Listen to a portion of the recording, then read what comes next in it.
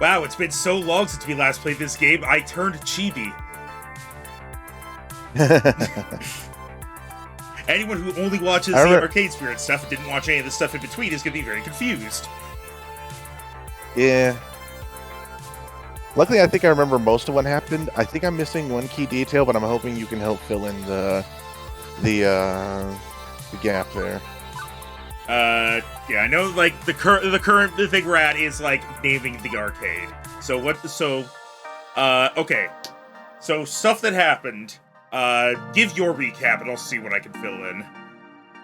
Last time, the owner asked us to go represent her in a official response to the Arcade Megacorp, kindly telling them, well, actually, she left it out to us, because she wasn't feeling well. We went there, saw the state of their things, and were like, kindly, no. And then she died, and then in the span of a single afternoon, control of our arcade went to her grandson, who's a piece of shit, and sold it immediately to Arcade Megacorp, who then came the next morning and fired us all. Worth noting, I believe he sold it out of spite from being fired, too. That was the piece of shit part. Yeah. And so because we only owned like 2 arcade games, maybe just the one, went on a depression spiral. Understandably. But our friends decided to try and help us out of it, and suddenly our ambition came back in spades, and we were like, we have connections, we have people, let's get back in the game. And so then we were presented with a long series of options. And from what I remember, we decided, despite being the high-risk, high-reward one, we were going to try and beat the Arcade Megacorp at their own game by being an arcade/family restaurant.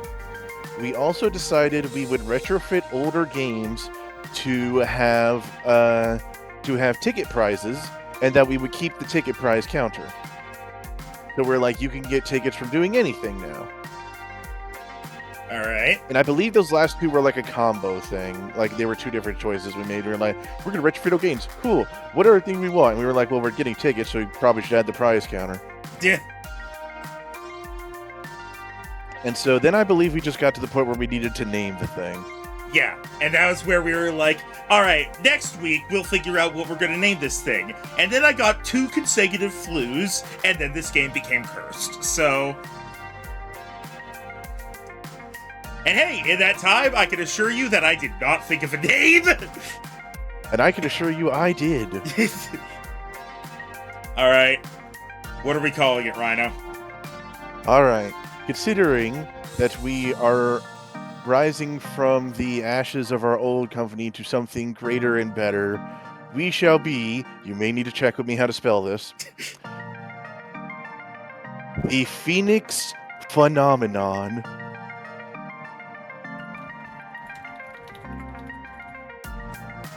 Like that? No. The second word starts with the word fun. Because we are still the spiritual successor to the Funplex. That doesn't quite look right. Hang on. No, put the F. It's alliteration when you say it, not when you see it. But no.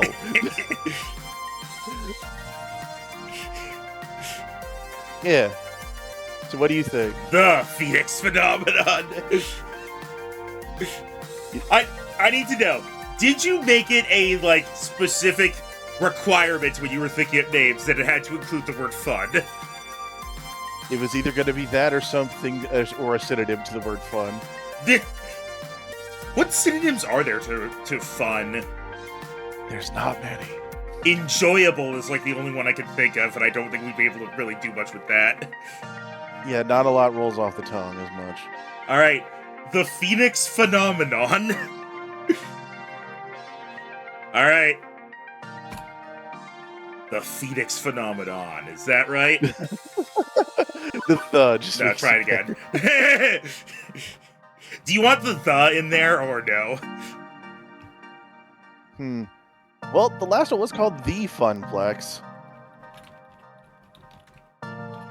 So maybe the is warranted. How about the? Let's not go crazy now. We can't afford that many thes. Yeah, we'll start taking up more lines on the advertising. The Phoenix Phenomenon. The Phoenix Phenomenon. I'm not sure it strikes quite as hard as Thunderdome did, but I like it. Let's call it the Phoenix Phenomenon. We're gonna see everyone say Yeah. Francine will come back from the dead just to say it. that was her name. The Phoenix Phenomenon. Oh, no, that's it. Not everyone going around the room repeating it like an echo chamber. I like it. We can work with the Phoenix Phenomenon. Let's hear it for the Phoenix Phenomenon! They might be doing it anyway. Oh, there we go. Our home lives again. How exciting. But Percy, what is it called? Give it a second. I may have a second line. Fuck yeah! Phoenix Phenomenon! We're gonna murder the name in like the first 5 minutes of having it because everyone's saying it too much. Don't worry, I have a save state so we can go back and undo it. A toast then. One by one, everyone raises their glasses. I fetch my room temperature drink and raise mine high in turn. For those we've lost and those we've yet to meet, let's do this right. Together we can accomplish anything. Now let's get super drunk. I feel like the top one might kind of like add a bit of. I'm blanking on what the term is. It might bring the mood down slightly by bringing that up again. It is a bit of a mellow mood, so yeah, I'm kind of thinking blue. It might make the mood somber or solemn. I didn't know what the proper verb was. Yeah, I think blue because this was an effort of all of our friends. Okay, seems good. I know that together we can accomplish anything. I forgot how ominous it sounded when we chose that. When we choose that one.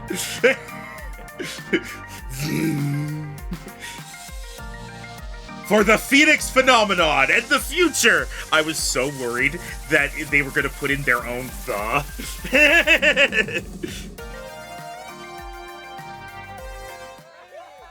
Oh, everyone! Oh, well, there we go. For the Phoenix Phenomenon! For the Phoenix Phenomenon! For the fucking Phoenix Phenomenon! There's no fucking in it. That's what you think! Check the bathrooms. For the Phoenix Phenomenon. That was Hamza. Hamza, what? Oh, I guess Hamza is. I want to stop by and say thanks for playing. He's our sponsor. Oh, hey! One of the writers for the game has showed up. I'm glad you showed up just as I yelled fuck. I gotta figure out what's up with my Twitch chat. Oh, there it is. It was just delayed. You do you, fam! I've been liking we've been liking this game a lot, so you definitely did a good job, I'll tell you that much. I think we're... Yep. I don't know how close we are to the end. I think we're past the halfway point. Also, I forgot to... I believe so, from one of the veteran players that popped in at one point. Yeah, because as you can see, we just, like, got to our own arcade. Losing everything, then getting it back, and then some. Yeah, you have chapters 7 and 8 left. Okay, that sounded about right. It's been a couple months since we last played, so slightly forgetting because I got sick. So we're having a little bit of trouble remembering what was going on, but we got the gist of it. It's been a roller coaster of a week, to be sure. I can't rest now. Absolutely not. I need to take charge of this project, and my life in general. I have to do for them what Francine did for us. That's okay. I'm ready. I'm willing. And this is our time. Yeah. Thanks, Teo.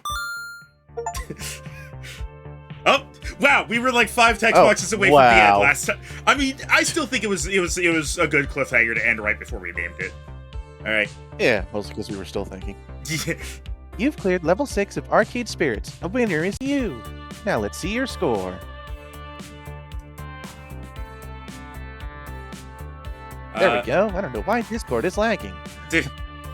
Well, You're proving to be a gentle, sweet, and compassionate soul. yeah, that will be expected. We're up top with Naomi. Then Ashley is like right behind.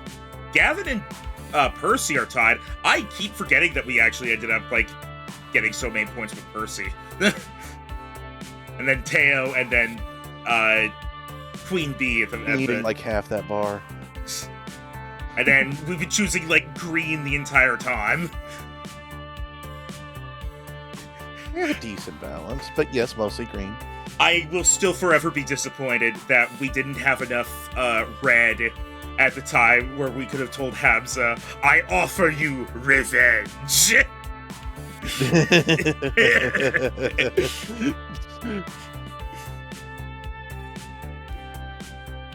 Also, you've scored 20,800 points. Woo! Woo! Oh, my voice is almost back. I can almost make that sound again. Woo! Oh. Shops in the volcano-devastated city of Pompeii bear the characteristics of a pizzeria. There's a neat, if a bit depressing, pizza fact just for you. No! Pompeii destroyed all the pizza. Yes. Pom Pizza. Save game. Alright. Okay, it makes sense that that'd be the name of Chapter 7. New Game Plus.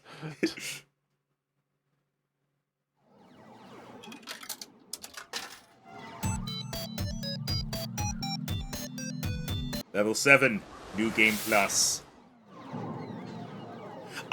There's this anime called New Game. It's like a slice of life anime that like focuses on like a girl that's joining a game development company and stuff like that. And I and everybody else I talked to about it are so disappointed that they didn't call season 2 New Game Plus. I mean, that's what you had to name the sequel series. I don't know if there's going to be a sequel series. I don't think it did well enough to get any more stuff. It is the distant future year 20XX, and for the first time, I am entirely in control of my destiny. I'm no longer merely working in an arcade. Now, I'm working on my future. Which, admittedly, still involves working in an arcade, but still, my future! I'll admit it feels weird. I've grown so used to going with the flow, letting life batter and bruise me, but having a true and honest hand on the controls is a bit terrifying. Everyone's counting on me to keep the flame of Miss Francine's Funplex alive as we move into the era of the Phoenix Phenomenon. And, well... I'm super anxious, I want this to be perfect, or it's fine.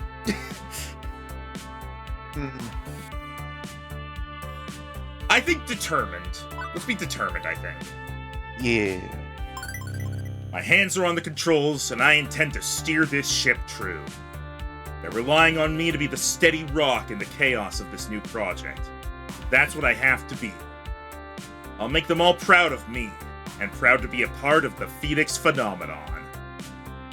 It's so grand. Adding the in there really adds a new layer to it. If there's one driving reason to make the Phoenix Phenomenon work, it's Naomi. Give her a home away and from revenge. If there's two driving reasons. To give her a home away from home after the fall of the Funplex. This will be ours, and I'm not going to settle for anything less, no matter what it takes. Now all that's left is to get through opening day without incident. 1. Naomi. 2. Revenge. 3. Pizza. Oh, sorry. Pizza bagel, specifically. We are still technically sponsored by them in a way. Are we sponsored? I don't think we're sponsored. I think we're just being force-fed them. Our AI is sponsored by them. I arrived early that morning to go over any last-minute preparations and make sure everything is in order. Plus, Juniper was sick of watching me pace back and forth at home after breakfast. So she lovingly shoved me out of the apartment and told me to be productive. Now I stood in awe of the building, the dream I poured my heart and soul into. I still barely believed it myself. I paused a moment to let the reality finally hit me, and then stepped into my destiny. It looks exact. Nuh-uh. It's not the same. Isn't it? Is it not? Oh no! Like the center trio of sprites are the same, but that hallway was not there. That scoreboard was not there. Yeah, okay, yeah, sorry. It's just been like just the stuff in the middle is the same. The background is not. I think it's just been so long that I saw like just the general layout and I was like, oh, it's the same thing. But no, I see all the Castle Crunch? Wait, what's Castle Crunch? That sounds like a cereal. It's either our new favorite cereal or it's Castle Crashers. Also, I just glanced over. I saw like the scoreboard on the left there had Teo at the top. Pushing gotta maintain. Oh, GTC, RQH, HBK, HHH, JRC, CNP. And that's for Pengy Pin or whatever. Pushing open the doors to the Phoenix Phenomenon, I was greeted by relative peace and quiet. Just the beeps and boops and people moving about doing last-minute preparations. We traveled a long and arduous road ever since the great Wachter Conspiracy. I forgot that's what they called it! Gavin secured us a great rental space, an abandoned pizza place with that all-too-familiar triangular roof. Nobody else wanted it, but we didn't care about the funny shape. Work is in our favor. Greg is at the bottom! That's Greg! The Showtime thing, that's Greg! Good job, Greg! And I really couldn't have done all the renovations this place needed without the help of our financial benefactor, which I believe we chose Hamza proved true to his word, fronting us as much money as we needed to make this happen. Now we've got a family restaurant and arcade to rival Deco's Palace. Yes. Well, okay, it's very small compared to Deco's Palace, but quality over quantity. Look, ours won't have drug deals and bad food. Well, yet. Give it time. We went with a familiar layout, if it ain't broke and all that, to show that we've still got the spirit and passion that made the Funplex great. I'm gonna real quick say this. Rhino, what's your over-under on thinking that, Dekonami is gonna find some way to try to sabotage our opening day? I imagine he'll try. I'm still waiting for the comeback of whenever Iris went off on her own briefly when we visited. I don't know if that was gonna... Wait, I'm hoping that's dirt that she's just held on to. I hope so too, but I don't remember it well enough. I don't know if that was already resolved and was just part of that one scene or something. It wasn't, because that was the one where we saw the guy leave with like the flash drive or something. Oh, right, that. I thought you were talking about like when we got the bad service at the bar or something. Okay. It was around that same time. Okay, yeah, I'm curious to see how that goes. But it's not all a carbon copy. Got a few new additions that Francine would even be proud of. The video wall is a nice touch. That one was my idea. It alternates between running music videos, game promos, and high-score leaderboards. We also repainted and did a general update on all the appliances and fixtures to give it a more finished feel, and less of a retired pizza place turned arcade vibe. As for Gavin's theory about structuring our redemption games to have more generous and player-friendly payouts, he's confident in his numbers, and I'm confident in his confidence. There's no reason these games have to be carny scams. With the right balance, we can provide fun and reward the player at the same time. Of course, this means riding a razor's edge of math, but we can do it. It took some work to retrofit all of our retro games for prize tickets, but in the end, Naomi managed to whip up a low-cost gadget that would do the trick. Now we won't feel the pressure to move older games out in favor of profitable prize games, and those looking for spurting tickets can and will play everything. Naomi put in lots of hard work, but she tells me it was well worth it. All of my decisions, all of my choices made this. Made the Phoenix phenomenon what it is. So much labor and love went into the project from all of us. And now all that's left is to officially open these doors. But before that fateful hour begins, I'd like to talk to you about our sponsor, Pizza Bagels. I still want to do one last check on operations, just in case. The restaurant side of this equation proved to be very complicated. I'd go cross-eyed trying to parse the numbers of that side of the business. Hopefully it wouldn't drive us to bankruptcy, or the arcade wouldn't bankrupt the restaurant, or both at the same time. Oh, here he is! The great Hamza senses concern from his business partner. Perfection. Rest assured, Rymax School, that Hamza has seen to all that requires seeing to. Our delicacies shall ring true across taste buds across this city. Across. I'm not sure I would consider burgers and buffalo wings as delicacies. You shut the fuck up, me! As someone who just had buffalo chicken bites for lunch, yeah. As someone who had burgers the other day, yeah! I agree with me about fuck you, me.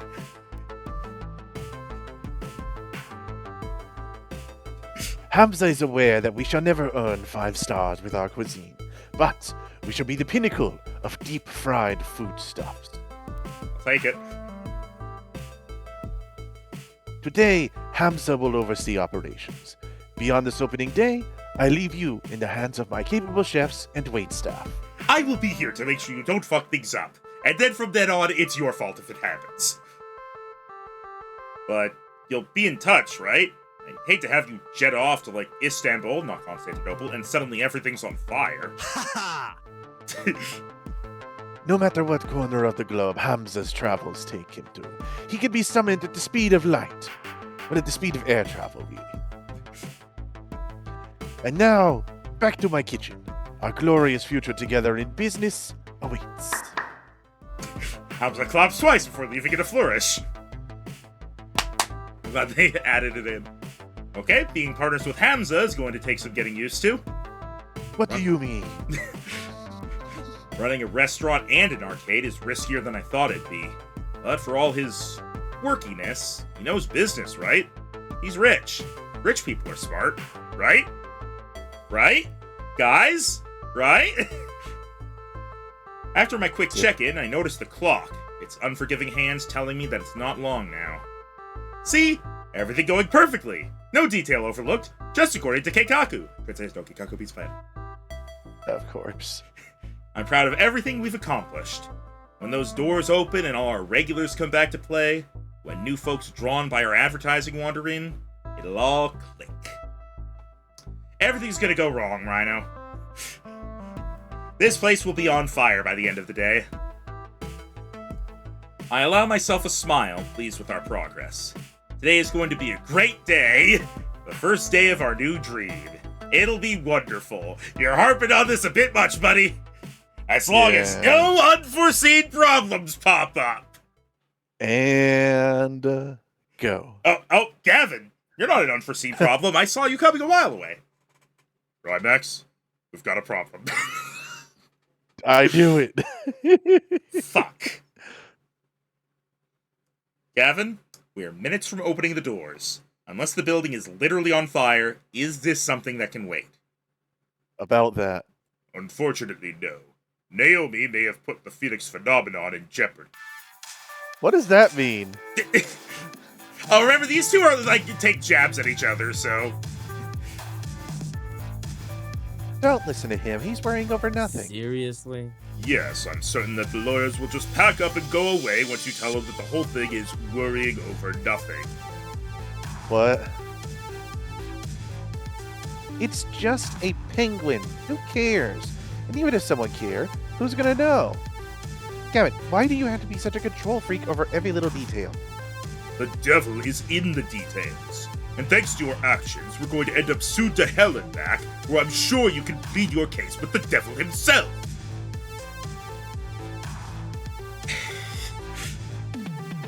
We're damned hot diggity, let's start singing. What? Pick blue, pick blue. Yeah. Jeez. Some of these options. I'm adding let's start sitting to my vocabulary. Whoa. Enough. Settle down, both of you. Let's take this from the top and assume I don't know anything about what you're talking about. Which I don't. I'd like you both to explain to me, calmly, what exactly is going on. So frustrating. I'm perfectly calm. It's this one who's freaking out. Nonsense. I assure you I'm not freaking out. I'm having a reasonable reaction to what has transpired. What is going on? Fine, Gavin. You tell him, then I'll explain why you're wrong. Gavin rubs at his temples, feeling a headache going on. Naomi wants to put her Pengo up front. I don't think it'll earn any tokens, but I'm willing to let that go with the spirit of compromise and to support her dream. How very noble of you. But she's put a topper on it, and that's the problem. A topper? What? Piece of cool artwork you stick on top of a counter to attract players, like a sign or a statue or something. They're usually sold with deluxe versions of game cabinets, and And Pengo doesn't have one. Not an official one, anyway. So Naomi made one by taking a Pengi statue and repainting it to look like Pengo. ugh. Okay, I'm with you so far. What's the problem? Ugh. Do you have any idea what the Pengi brand even is, Rivals? It's, some Japanese corporate mascot? I've seen it all over the place. Exactly. An iconic character of the Matsushita Collective, a corporation which is not exactly known for leniency when it comes to copyright violation. Yes, we live in the age of social media. Brands are becoming more aware that fan works are free promotion. Except Matsushita is decidedly not on board with that. Take this matter seriously. Ah, it's Nintendo from 10 years ago. Doesn't sound like that, yes. I've heard tales of them suing children's daycare centers just for unlicensed Pengi decorations on their walls. Ah, it's Disney nowadays! They've driven people into the poorhouse for pirating Pengi anime. And now Naomi has doomed us all by defacing the idol of a vengeful god of capitalism to make her precious fake Pengo statue. We are going to be sued into the ground the instant photos of that surface online. Oh. Objection. Exaggerate much, Gavin. Come on. Some company over in Japan isn't going to give a crap about a red penguin on top of an arcade cabinet in a little place like ours. No insult intended to the Phoenix phenomenon, of course, but we are small time. And so what did they find out? So what did they get mad? We just apologize and take it down. Come to think about it, I guess I know more about Pengi than I thought I did. Pengi is so universal, so pervasive, it's like background radiation. I don't even notice the character. I have heard the stories Gavin talked about.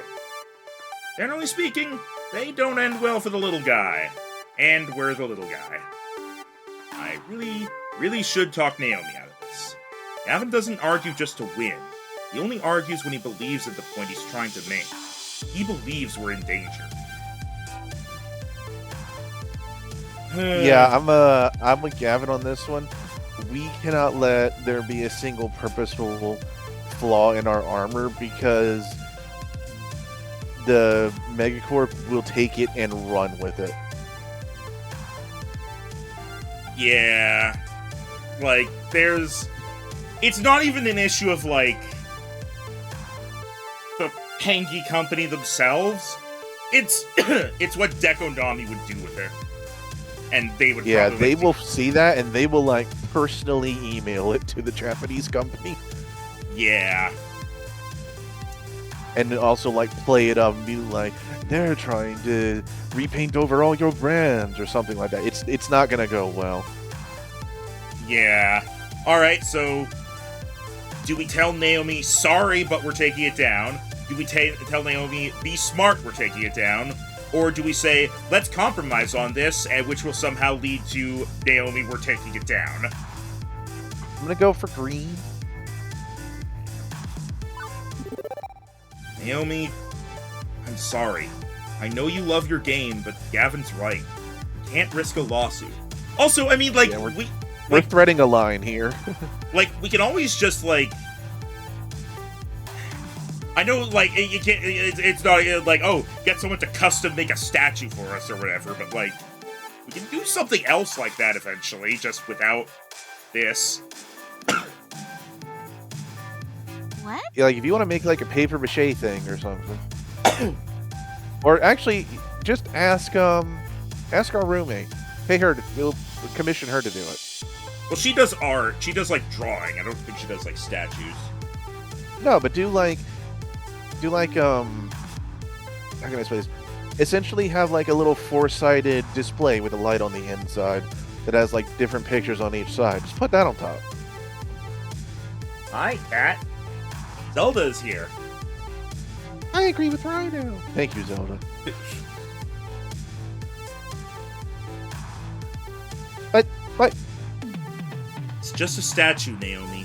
Mango doesn't need a fancy top. People will play it anyway, and will come to love it the same way you love it. It's a promise. Okay? not the best argument we could have made. I'm calling it now that this is Hi, going. Mac. This is basically going to lead to like kind of a fracture between all of the group members. That's what this I would hope something as small as this doesn't do that. We've been through a lot.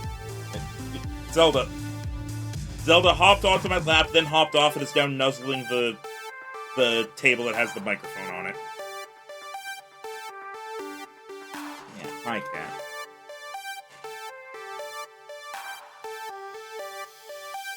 No. Oh, What do you boy. mean no? No. Oh boy. No. Kevin's always doing this. He's always stepping on my dreams while he claims to protect them. And you're always pulling me back when I want something, Rymax, like at the auction and I don't even know what you're referring to in that instance because that was so long ago. yeah, I'm not quite sure. It's been a while. I thought the Phoenix phenomenon was supposed to be for us. For you and me. An arcade of our dreams, just like it was for Miss Francine and her husband. Yes, but we also need to not get sued. We are in a very fragile state right now. We don't need an obvious weak spot. Yeah, this is... I'm not saying that... Not fair. It's my arcade too, and I should be able to decorate it however I want. We're a business. We need to be concerned about copyright. Yeah. I just want people to love my game, that's all. And if you won't let them, well, fine. Take down the penguin. See if I care. It sounds like you care a lot. I'm not...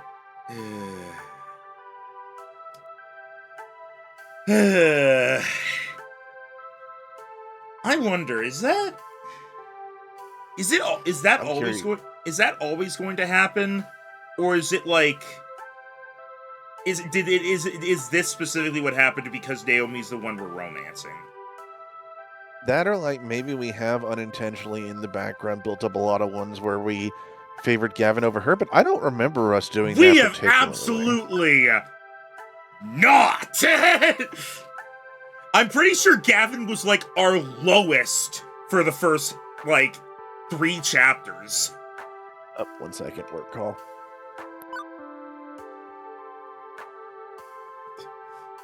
Oh boy. Okay, yeah, Zelda, hi. Okay, what? What do you want? You want to be up here? Is that what you want? You want attention? You want me to pet you? You want me to scratch you? Kitty, kitty, kitty.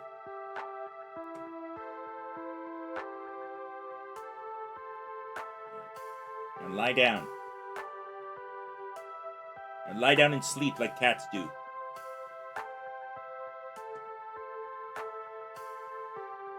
Why are you nuzzling random things? That is the arm of my chair. It's not even me. Why are you... Are you trying to put your scent on everything? You're purring up a storm, so you're happy. Mainly.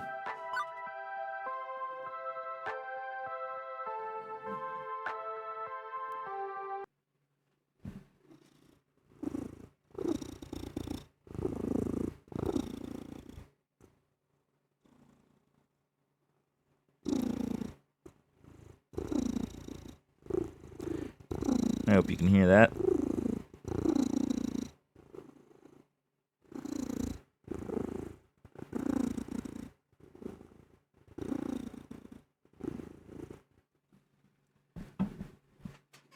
Yeah, this is the purring Zelda makes just from like being held. This is the most affectionate cat I have ever seen. Oh, there you go. You getting comfy now?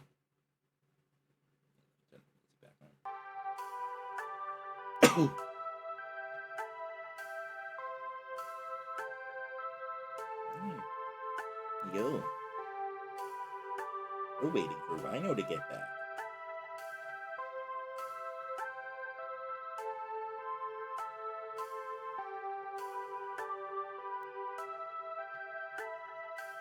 You comfy? You comfy laying on me?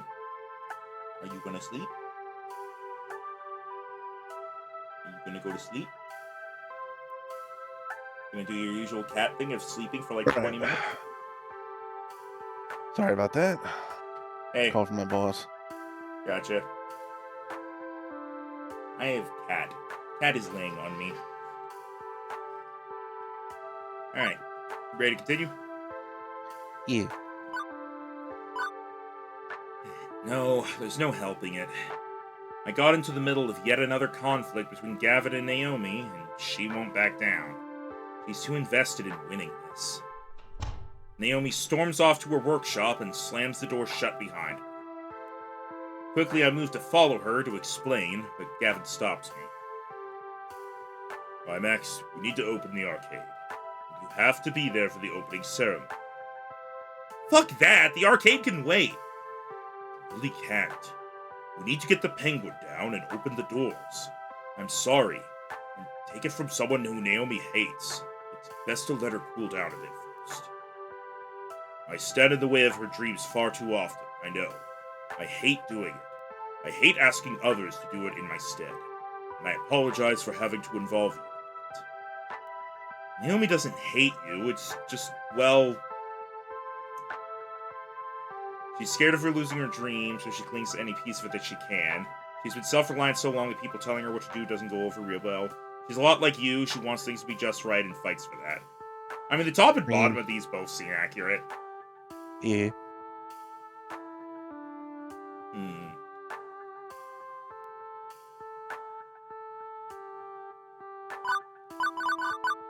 So which... I'm thinking green.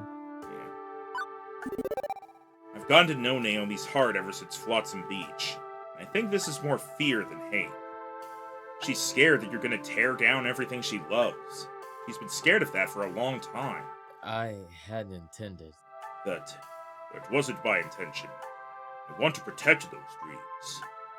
It's a matter of perspective. You hold her back from accidentally harming her own dream, but to her, it looks like you're, well, Deco Nami. And I suppose my insistence that we focus on her least favorite kind of game, prizes and ticket redemption, has not helped matters. Clearly, I need to speak with her. Try to understand her on her own terms. Perhaps I have been avoiding directly addressing this conflict for too long. But I feel she'd rather see neither of us at the moment. Perhaps later, after the opening ceremonies are complete. Apologies. For now, I'm afraid we need to tend to arcade first and foremost. Excuse me. Are you done laying here, Zelda? Nuzzling the table. Alright, you're on the floor now. Now what are you doing? You're going under the bed. Alright, good night, Zelda. Gavin moves to take the dodgy-looking red penguin off Naomi's game before any customers can get a look at it. He does take care not to damage it, however. I can't handle this right now. As much as I want to stop everything and sort through this mess, I've got a job to do today. There'll be time later to patch things up with Naomi, presumably. I need to at least try to put this turmoil behind me, so I can focus on the first day of the Phoenix phenomenon with a smile. Despite reeling from that incident just now, I'm ready to do this. Because I have to be ready. No choice. I've got big plans for the opening ceremony. I'm going to open the doors, give my prepared speech to the gathered masses, and stay on hand to greet gamers as they enter. Stepping to the forefront, I grasp the door handles and throw the gates to the Phoenix phenomenon wide, and nobody's there. There's no one there, is there? Yeah. Oh. Behold, gamers! Corn! I do love Behold. No, we have to. We have to do it. Come on. For the Behold. I do like Behold. Behold, Patty the Platypus! The Phoenix Phenomenoninator! Behold! I give you... Nope, the exact opposite of what we thought, Rhino. Oh. I don't even have time to finish one line of my big dramatic speech. The crowd spills through the doors and runs right past me, eager to get to the games. Immediately, the arcade fills with the sounds of beeps and boops, games starting up and people laughing with delight as they find their favorites. Well, there goes my entire opening ceremony plans out the window. I had all sorts of stuff planned, but if folks want to just get to gaming, who am I to argue? After a few minutes of final checks around the place, I decide to move into Phase 2, meet and greets around the arcade. I walk the arcade like I did in my floor attendant days, talking with folks and making sure everything's running smoothly. Although I could no Karen sign. Although I could probably track down Naomi, too, assuming she wants to talk yet, which may not be the case. The Phoenix phenomenon is my domain, open to my exploration. Where should I visit first? Gavin and Percy are hanging out in the restaurant. Naomi's fixing Teo's dance game, which seems to have crashed. Queen Bee and Ashley are talking with some arcade newbie. Now, in order of priority for this, I would say 2, 3, 1. 2, 3, 1? Really? That would be my priorities, because game crashing is something we need to address just to check with our technician and see if it's something we need to be concerned about or if she's something she's got handled. And it will also let us get a gauge of whether she wants to talk or not. And then after that, the two that are hanging out in the restaurant, they're probably fine if they're hanging out as opposed to dealing with something. Queen Bee and Ashley are hitting up the PR channels, and still knowing if there's anything we can help with that or help or add to could be good as well. Plus, I don't want Queen Bee to scare off a newbie. Alright, I honestly thought we should avoid the middle one just to, give Naomi more time, but... Alright. I think maybe while she's working on something and has something to focus on could be good. Okay. We'll do that. Most of the time, I'm drawn to Showtime's stage because of the flashing lights and the hit beats, not because it's completely silent. No music at all. As I approach, I see Naomi feverishly working to fix it. Seeing the whole thing without tune sync to its flashy lighting rig going is kinda depressing. And listening to Naomi mutter as she works, she undoubtedly feels the same way. Oh. Yeah, this is also a bad thing for something to be crashing on immediately. This was working fine earlier. Why is it working now? Ooh. Fortunately, Teo is proving surprisingly knowledgeable about the inner workings of his favorite game. Hey, you may need to re-image the hard drive. I know some gray area websites where we can get a replacement copy of the files if needed. This is the third release version of Showtime Stage's software, right? Those are easy to come by than the more modern fourth version, oddly enough. Files aren't the problem. I think the hard drive itself is damaged in shipping. If so, well, you might not be able to dance at all today. I had to order a new part. Ugh. I'm sorry, there were just so many games to set up and running, and I must have missed this ticking time bomb of a hardware failure. Hey, it's cool. I don't need to get my groove on all the time. Hey, God damn it! No, don't. No. Why are we so bad at this? Why are we so bad at living? You open by joining their particular subject, wait until it has a stopping point, then bring up yours.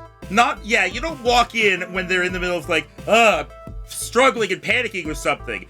Hey, that's cool. About the other thing you were struggling with earlier, I want to bring that up. Oh boy. Hey, Naomi, listen. About earlier. No.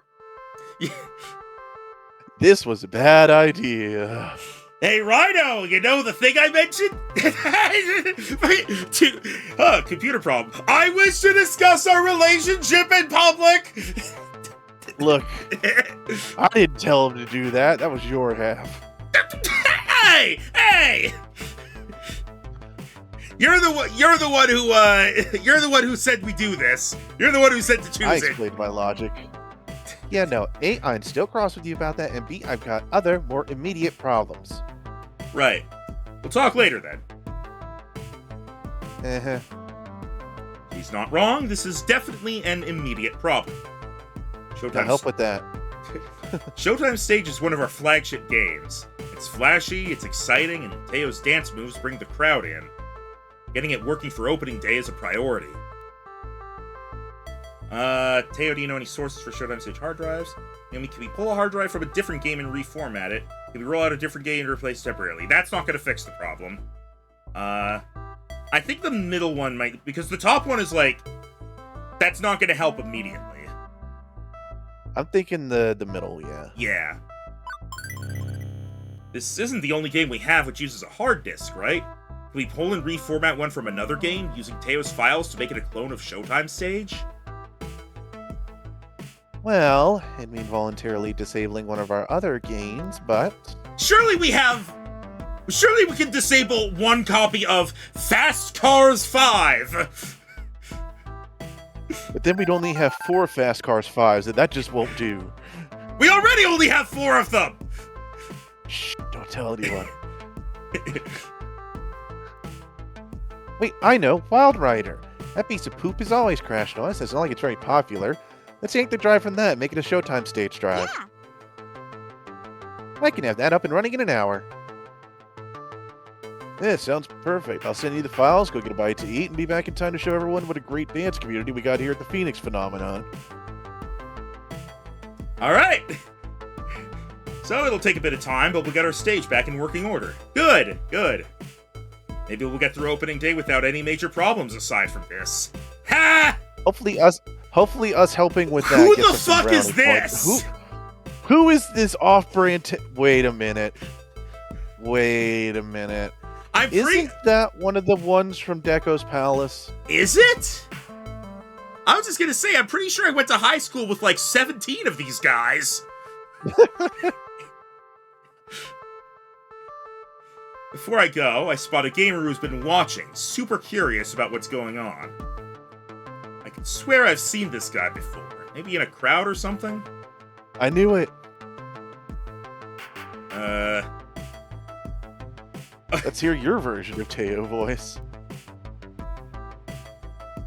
Hey, is Showtime Stage really hosed? For now, yes, but we'll have it fixed up as soon as we can. Oh man, I wanted to get my groove on. That's a bummer. You know, I might know a guy who knows a guy who can get you a replacement super cheap. Or like, any game you want. Anything. As long as you know, don't ask too many questions. We'll let the game drug dealer in here. Thanks for your generous offer, we're fine. I'm getting the feeling I'd be asking lots of questions. By super cheap, do you mean fenced goods? Let's not go! As we did with Deco's Palace, I think kindly no. I kind of want to do the middle Green. one, but yeah, alright. No reason to be mean, or to lampshade what's likely meant as an open invitation to do some crimes! I'm happy to see your enthusiasm for the Phoenix phenomenon, but I think we can handle this. Sorry you can't play your favorite game right now, but it'll be fixed soon. The gamer shrugs it off, not too offended. Hooray. School. Just figured I'd offer. I dig this place. It's got a little bit of everything I like. I'll just come back later to wow all the ladies with my hot style. Later. Yeah, go take a lunch break. You know what? Yeah, okay. Aside from the illicit offer, that guy was not nearly as bad as I expected it to be. I thought he was going to be like... I thought he was going to be like so the Showtime stage isn't working? Oh, yeah, but right now we've got someone in the back kind of fixing it. Got it. I'm going to sneak off to the back and assassinate your technician now. Just someone offering gamer heroin. I half expect him to be the one who caused the hard drive issue because I swear I saw him at Techno's Palace, but we'll see. I mean, I now that you mentioned, I think I saw him there as well. I don't think he caused the hard drive failure because, like, that would, considering, like, Naomi had to, like, dig in to even, like, figure out what the problem was, I feel like that would require a bit too much technological know-how to be able to do in the middle of the arcade without Teo noticing. Hooks up dance pad to USB plug-in, dances. I'm in. Does spin. Why did he say that? It's not part of the song. I now unironically want to see, like, a skit of someone, like, hacking using all the different peripherals. The dance pad, the Rock Band guitar. Does Rockstar knee slide with Guitar Hero? I'm in.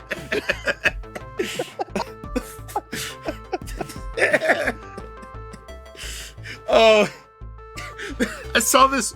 There's this one, like, peripheral I saw that's literally, I forget what it was for. It was for a racing game, obviously, but it was like an inflatable go-kart, and the idea is like it doesn't actually drive, but you sit in it.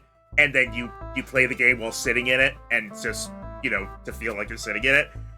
And I want someone to do it with that, like with the Nintendo Wii steering wheel for Mario Kart Wii. Or like the Ring Fit. The Ring, the Wii Fit balance board stands on it, does 17 different yoga poses. I'm in. And my core is amazing.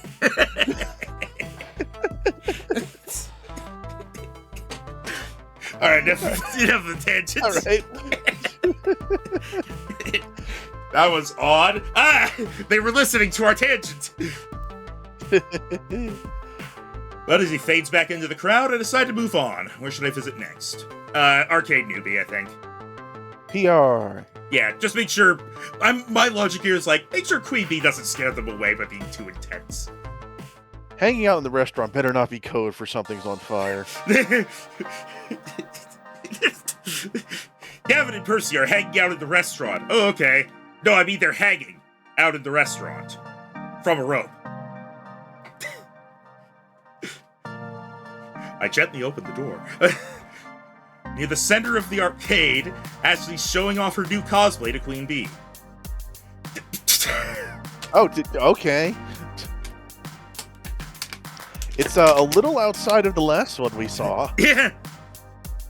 So this is definitely like a magical girl, but like arcade. I guess. It's the magical Space Invaders girl. Oh, so we had to take down the penguin for being repainted, but we could just have the fucking Space Invaders guy right on her goddamn boobies. That's fine? Look, he's also on Naomi's boobs.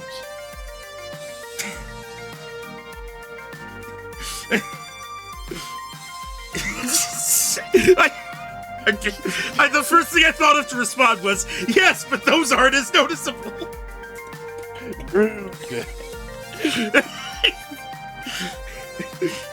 Wow, just wow. Wow, yeah, us in the game is literally just listening to us, huh? Yeah, apparently.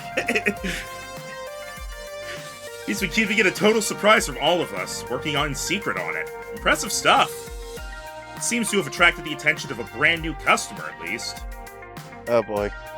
That's the same icon that the other guy had, the ghost. Spooky's House of Arcade. Wait. There was the pink one, and then there's the orange one. Please tell me there's a red one and a light blue one, because then it's just the Pac-Man ghosts. Here's hoping. And that would match the ghost sweater. Yeah. I think I remember them from Deco's Palace, when I was getting some fries and someone was hogging the bartender's attention. Ah, he was the illicit deal guy. Was he? I don't. Yeah, the bartender ignoring us to give a deal was the thing where Iris left to go get dirt. Okay, I couldn't remember if this was the guy that was there. It's been months. Hey, look, kid. A real-life, in-the-wild newbie. Hiya. Welcome to the Phoenix Phenomenon. We're so happy to have you join us for opening day. I like how we have, first we did the one that was all you, with me showing up. Now this is all me, so I guess you have to be the orange guy showing up. Yep, and the other one is one of each of us, perfectly balanced. As all things should be. Congratulations, Rhino. You get to voice the guy who has the worst color. No disagreement. Thank you. Child. Yes, you young one. Tell Rymax here what you told us. And I've never used a joystick before in my life? You're at least a teenager. That's a lie. I mean, I've mostly been to Deco's Palace or played games on my phone, touchscreens and stuff, that's all. You know, that makes sense. Okay. Never really been much of a gamer, but all my friends are here today, so I was figuring I might try one out. Oh, cool! Whoa. Never, not even once, played on a joystick. Can you believe it? Yes, we've all been there. I wasn't faulting them for it now. Aw, that's just too cute. To be young and innocent again. Okay, they're being a little patronizing here. A little patronizing to the patron. Especially since it seems like this guy is at least a teenager. This isn't like a kid. Secretly, he's into it. Yes.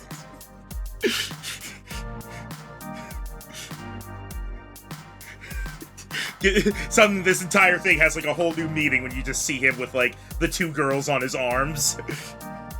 Yep. I don't know if I even read the. You did not. You did not. Okay, I glanced over at all the stream. It was like, this is the perfect place to learn. Here, it's all about having fun. Oh yes. No mad skills required. And you know what's super fun? Learning how to play Fist of Discomfort. Trust me. That sounds discomforting. Want to go a few rounds? I'll even spot you some tokens. Seeing Queen Bee's con, Ashley quickly tries to offer something else. Or you could join me for a round or two of TMNT. Trademark. Oh, hell yeah. A round or two of TMNT TM. Nothing like a friendly, cooperative brawler game to ease you into things. Nope. No way. Best way to learn is to jump headfirst into the deep end, I say. No regrets, just mashing buttons and moving that joystick. And when you're starting with the hottest title, you've got a built-in community to learn from, right at your fingertips. But, turtles! Turtles who are ninjas! The girl has a point. Oh, this guy's getting overwhelmed. Looks like I might need to jump in and persuade this kid to choose a game. They'll get deer trapped in the headlights. Stuck at the crossfire. You want hot arcade action? Queen Bee's right. You want some friendly fun? Ashley's right. Want to play something simple? Try some Fast Cars 5. I think go with Turtles. Yep, Turtle. Ninja Turtles! Let's start you out right. 2 buttons, 1 stick, endless fun. Ashley, want to show our new friend the majesty of mutants named after famous painters? Yes! Oh, do I? Let's go beat up some conveniently bloodless robot ninjas and get shell-shocked. Also, I think one of the I don't think... Was Michelangelo a painter? I thought Michelangelo just did sculptures. Yes. Or, no, wait, no, one... Well, I don't know. I'm pretty sure they're all painters. Or was it Donatello, I think, that just did sculptures? I don't know about Donatello. I'll be honest, I don't think anybody knows about Donatello. Like, everybody knows, you know, Leonardo da Vinci, Michelangelo, whatever his last name was. And even Raphael's pretty famous. I don't think a lot of people know Donatello. Yeah. Which kind of fits him being, sometimes the most boring of the four turtles.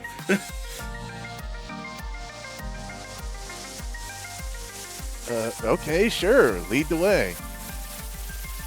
There you go. Go hang out with the human mascot.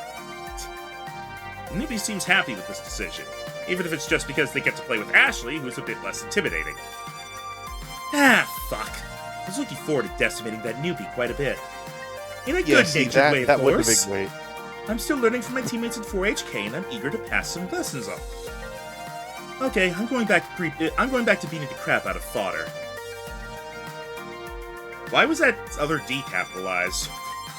I'm guessing that was either a typo or that was someone's screen name that we've probably forgotten. Hang on. Fodder gaming term. I know what it is in a gaming okay. term, but I just don't know if it's someone's screen name. Well, I was looking up to see if maybe, like, fodder, the term we know, is, like, it's actually, like, spelled that way, and we just forgot. Fodder, aka... Oh, Fist of Discomfort. Oh, okay, because FOD. Okay. Alright. I wasn't sure if it was, like, one of those cases where, like, it stood for something, and we've just been saying fodder this whole time. Without Yeah, we're realizing it. fine. You have fun out there, okay? You've earned this day for your blood, sweat, and tears. Hopefully more blood than sweat and tears, but you get the idea.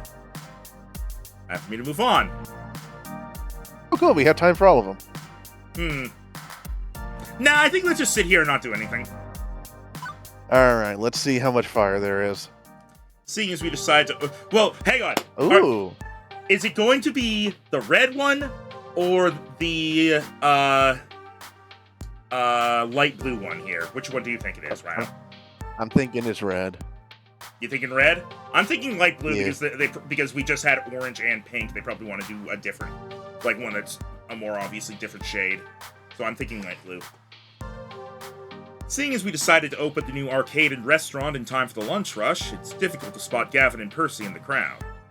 But I managed to find them having sandwiches and chatting. Tanked. Completely tanked. Much obliged. Glad for your little tip. I was ready to invest a good chunk of my pocketbook into that company. All my hard work would have been tanked right alongside it. This is par for the course with my siblings snatch up technology companies. It's a pump and dump in essence. They stir up excitement in the acquisition, then drop it once it goes cold. I've never seen one of their endeavors bear fruit for very long, thanks to their short attention spans. I'm glad I could save you the heartache. Apologies. No offense. Oof. I think I can handle a few accidental heart-related puns without going into cardiac arrest, my good fellow. But it's good to avoid a pothole on the road of finance, yes? All the better for the charities who will eventually profit from my own loss. I approach them in what seems to be a natural lull in the conversation, although talk of finances is in itself quite a downer. So, stock market talk? Getting those turnips in Animal Crossing? Gaming? Ah, indeed. Indeed. I like to do my trades in the morning before I come to the arcade. Get all that bother over with so I can focus on movie. Afraid we're being astoundingly boring at the moment, Rymax. Just two overly serious gentlemen talking about finance. That's fine. I'm adulting at 110% efficiency today, having started a new business myself. I should probably learn about how, money works. Oh, what would you like to know about? Money can be exchanged for goods and services. Investments, how do I plan for the arcade's future? Expenses, I want to throw a kick-ass party tonight to celebrate. Taxes, I've never had to file for a business. I'm not talking about taxes! Investments. I'd like to invest in our future. Think long-term, you know? Surviving for many years to come, rather than jumping at the easiest profit I can. Any tips? Fine view to take. My own investments are preferably long-term, yes. I make moment-to-moment trades, but they're backed by the stability of stock bedrock. Even at darn gone, I expect many of those to cash out gradually. I've hired a phalanx of lawyers to carry out my wishes over the next, 30 years? Hmm. Jeez, those guys are set. Gavin, how about I show you my portfolio? Give you some ideas for how to build up a nest egg for the Phoenix phenomenon. Every time I hear the term nest egg, I just think of Tears of the Kingdom and the, I don't remember it. Pen. His name's Pen, because every time he gives you money, he's like, here, for your nest egg. Yep. Thank you. I'd be honored. I'll let you two handle the fine details. And then, turns out someone's eavesdropping? The two sink deeper and deeper into conversation about currency exchanges, fiscal policy, tax rate changes, and I start to lose consciousness. I admire their passion, there's only so much adulting I can handle in one day, and I need to reserve some for later. It's then that I notice raised voices at a nearby table. Why? That's not either of those colors! That's purple! That's purple and black! Hi, Cat. Are you... Who knew a ghost could go goth? Is there a purple ghost in Pac-Man? Hang on. No. Oh! No, there is! Sue! Oh. Well, I- alright then. We're still on theme. Commonly shown as being purple, but is orange in some other appearances. Oh, it started at, she was in Ms. Pac-Man, and then Pac-Land, and then Pac-Land, the animated series. Okay, so she wasn't in, like, the classic one. Okay, makes sense. It's not really an altercation or an incident yet. But they are talking a bit louder than others. Okay, well... I've run your credit card twice, and it was declined twice. This sucks. Run it again! I'm telling you, it was working just fine earlier. I got tokens using it, see? See these tokens? Jingle jangle, token. Sensing an opportunity to provide excellent customer service and further prove my adulting chops, I step in to help. Hello, good morning, I'm the manager here. Can I be of some assistance? What's up? Oh, okay. I thought she was gonna be bitchy. Okay, never mind. Hey, good to see you. Love what you've done with this place. Just love it. But something's wrong with your credit card readers. My card's legit. I was using it earlier with no issues, but now it's all messed up and stuff. Hello, James username. Glad you were able to make it for this. Can you help me? I can pay cash if I gotta. I'm not trying to duck and run on you, but I'd really prefer to use the card. Wow. As someone who works in a place that takes cards, some people's cards are just cursed. Yeah. Also, there's a particular lady who comes in, and when I take her card on the machine I'm usually on, it will freeze up for about 3 minutes. I also do like the way that she addressed this. Was like she was frustrated with the waiter, but then like when we arrived, she didn't like direct it. She was just like, "Hey, so this is the problem. Can we do something about it? I can pay cash. It's not preferred. But I would like to see if we can fix this first." I also appreciate how she didn't say something's wrong with your waiter. She said something's wrong with your machine. Yeah. Trying to run the card one more time isn't gonna fix anything, I don't think. Do we want to call on Iris? I'm kind of tempted to call on Iris. Iris can kind of just fix everything, it seems like, so... Because, like, there was a case before... Wasn't there a case before where we got Iris to help with to get back the data on, like, an arcade machine, which isn't even connected to any sort of, like, Wi-Fi or, like, any sort of internet. It's just plugged into an outlet. So she could probably help with this.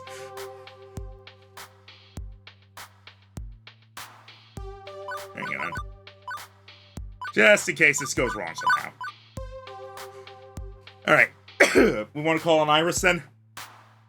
I'm curious. Yeah. Fortunately, I happen to have an expert in all things digital in my employ. She can clear up your credit card problem nice and quick.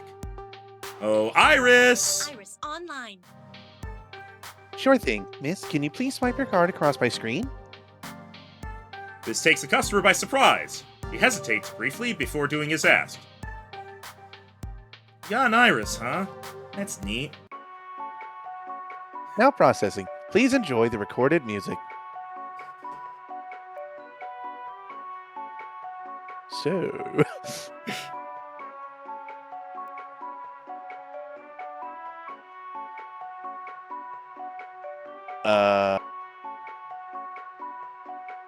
I'm not sure why she's pulling that face, by the way, about us having an iris. Well, Iris is like it's like a premium paid thing. We just happen to have one essentially hacked in for free. So maybe it has some, maybe like, I don't know, maybe it's something to do with that. You don't need to press a button, do you? Oh no, I do. I right clicked and it made the text box go away, and I was just seeing how long it took you to notice. Anyway. Oh, evil. Bad command or file name? Huh, that's odd. It says your card was declined. Cancelled, even. No helping it. I'm sure this is just a misunderstanding, but whatever. I've got cash, plenty of cash. It's no problem at all. I'll take care of this myself. Thanks for trying. That is the proper way to respond to that sort of thing, by the way. Quickly goes about her business, using a fistful of ones and various bits of change to pay her way through. Seemed a little eager to get out of here, actually. That's odd. Really odd. I'm guessing, probably stole Dad's credit card or something. Maybe. I might need to keep an eye on that one. Hey, look, they were polite, they didn't cause a problem, and when we were like, no, yeah, your card was declined, they weren't like, no, they were like, oh, alright then. Cancel's a bit different to decline, but yeah. Well, yeah, but like, the fact that it was like, that we were essentially telling her the same thing the waiter told her. Yeah, we did try for her. Yeah. With that matter settled, it's back to wandering the arcade. Where to next? Before I can continue my wanderings, Gavin pops up directly in my path. You're finished talking about finances. Stop whatever you're doing. Oh boy. And look towards the doors without making it look like you're looking for anyone in specific. Is Deku Nami here? What? Oh, boy. Okay. What am I pretending not to be looking for? Mrs. Jean Defame. Jean Defame. Mask to mask! I have no idea who that is. The top arcade critic in the city. The reviews can make or break an arcade easily. On our first day? I didn't think she'd be coming today, as normally some little independent arcade is beneath her interests, but apparently she's made an exception. If we don't want to end up smeared across every website she writes for, I suggest you go play nice and show her all the positives of the Phoenix phenomenon. Ooh. Okay, I'm on it. Best foot forward. She's the redhead near the entrance with the handbag. Best of luck. I easily spot her thanks to Gavin's cues. And his peas. Rhino, why are you looking at Gavin's peas? Yeah, it's mind your P's and Q's. Yeah, but why are you looking at his peas?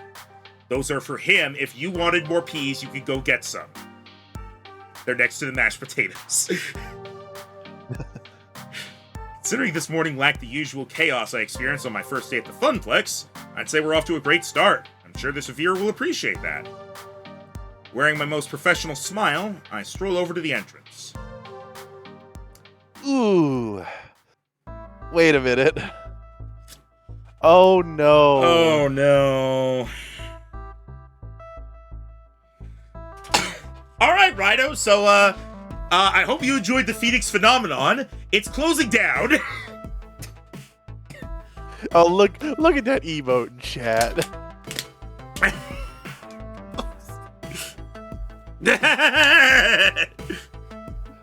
don't even remember who voiced her. This was the lady that was like, was she the one complaining about like supposedly some kid stole from her or something? I don't something like that. Was it the one where they had the child that she insisted could do no wrong, and that the other child did something wrong? Right, that's what it was. Meanwhile, other child did nothing. Yeah. It was something like the other child like I don't even I don't remember, but yeah, yeah, it was the first day drama. Yeah, I don't remember who voiced her. So you. I don't either. All right. You. I remember you. Our reaction. Oh no. Also, madam, why do you have old amber for earrings? Why are your earrings bigger than your ears? All the better to bludgeon you with. Oh no. Oh no. Oh no.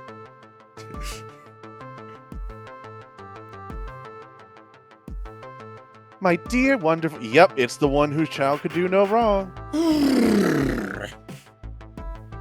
My dear, wonderful Josh had a miserable time in your arcade at that birthday party.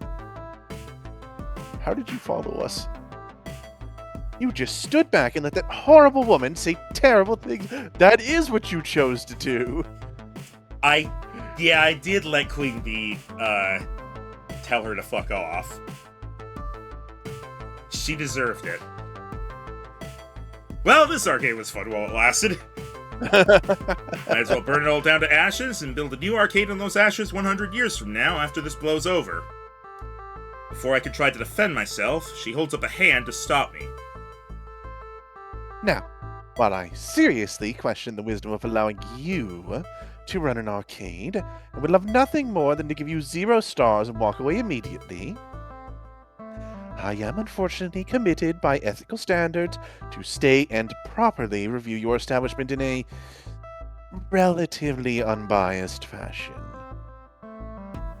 So, as unpleasant as this may be for both of us, I suggest we remain professional, even if you've dug yourself a rather deep hole to climb out of, in my view. Understood? Can I just say that the idea that somebody with that kind of attitude would end up being not even just an arcade critic, but apparently like the most well-respected one ever or something like that? That's pretty absurd when she's just a fucking bitch, and I feel like people would eventually notice, hey, every time she talks about an arcade, she says it's trash and they treated her kid badly. I'm noticing a pattern. He seems to be able to separate the two, and good at your job does not mean good as a person. Considering what she just said. Yeah, she said she'll separate it even though she doesn't like to. Relatively unbiased fashion.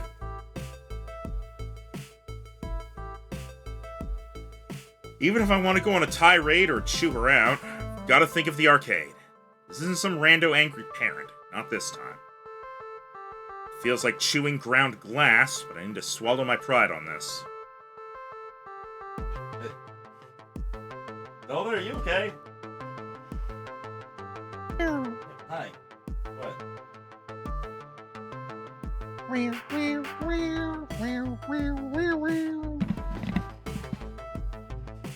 Hi. This is the 3rd time you've come up into my lap this stream. Are you gonna, like, actually stay now, or...?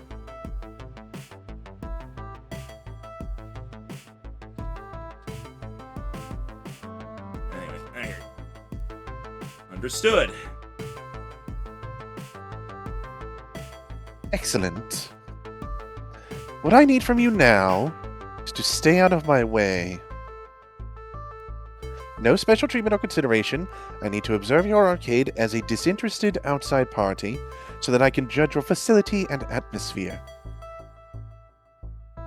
But rest assured, if I see some egregious mistake, I will bring it to your attention, pointedly. She's gonna instantly go for the fact that the dance machine isn't working.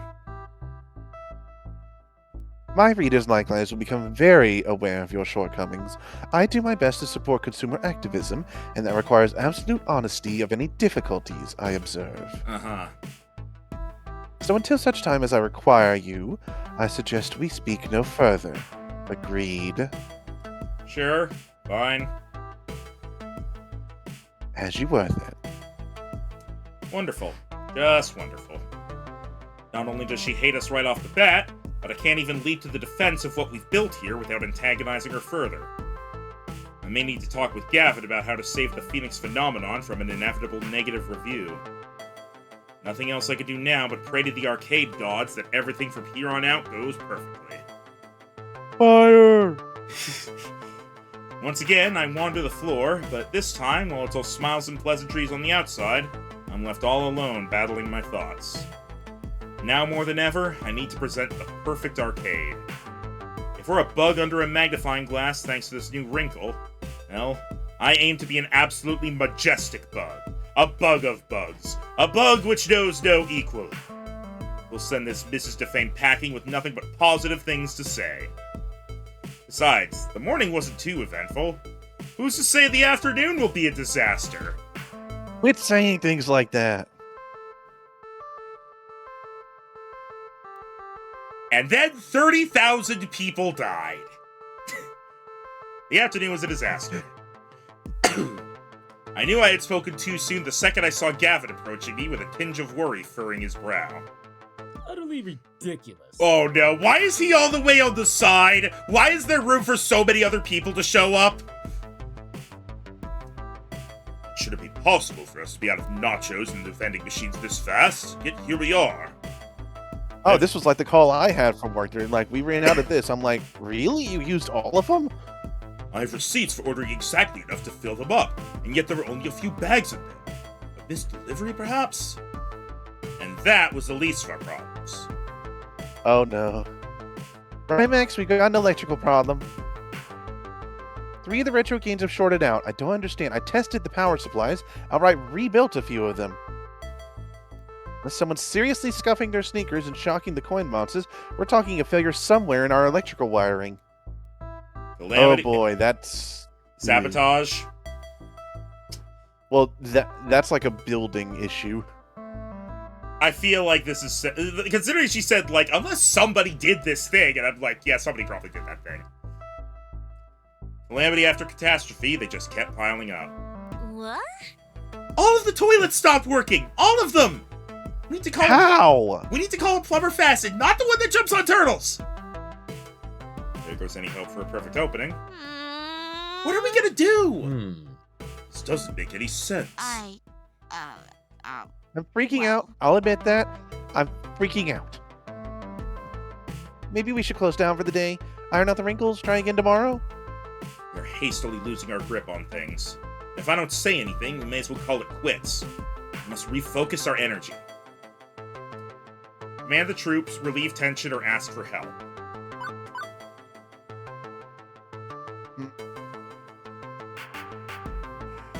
Okay.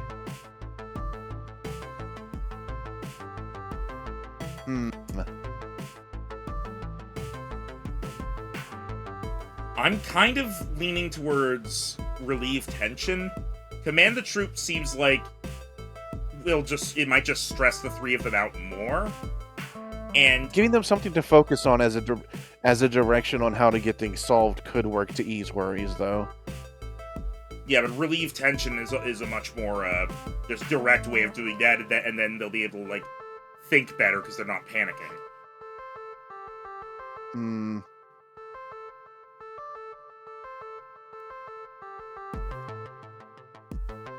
I admit I'm leaning upper one. This is our like take charge thing. So what was the name chosen? We are the Phoenix Phenomenon, spelled F-U-N Omenon.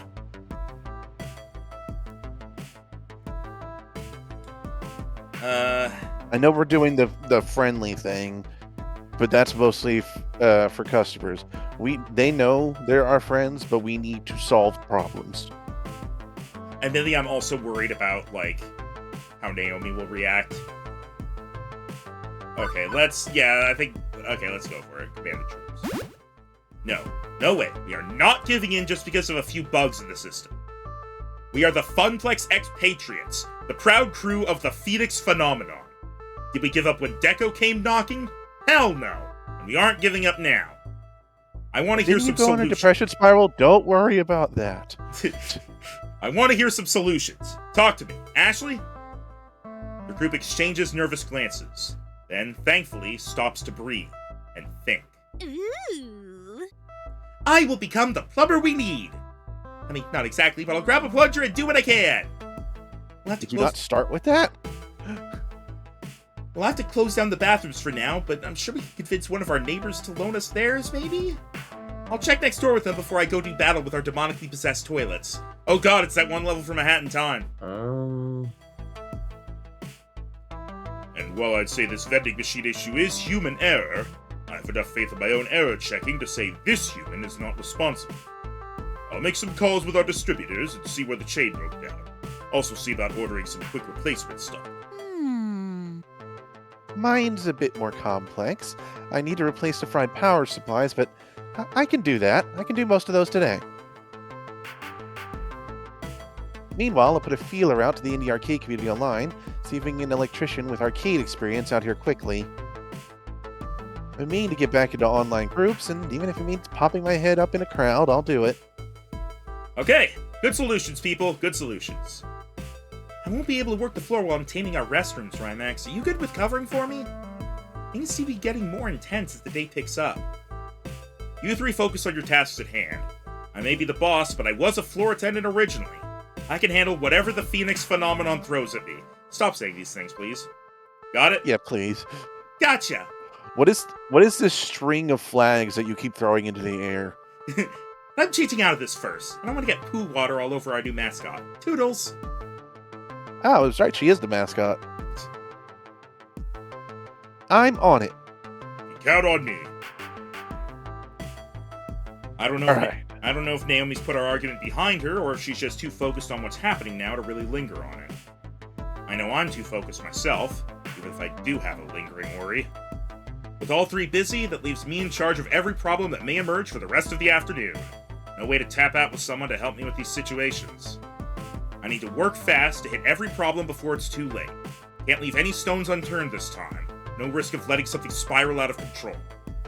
But I'm And ready. then the screaming. I mean, I have to be. No choice. Feeling freshly invigorated, I start my floor trek. There are problems all around me, but what should I tackle first? Cursing and banging as someone beats up a machine, ticket after ticket streaming out of an unattended game, the video wall keeps showing pictures of buddies? The first one seems like the main,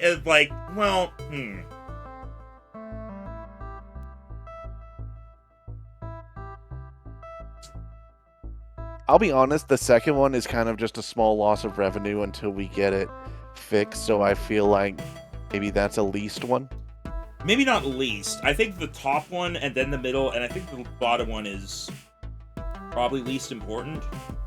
The fact that it's showing bunnies isn't terrible, it's the fact that it shouldn't be showing bunnies. So it's like, what else could start popping up on there?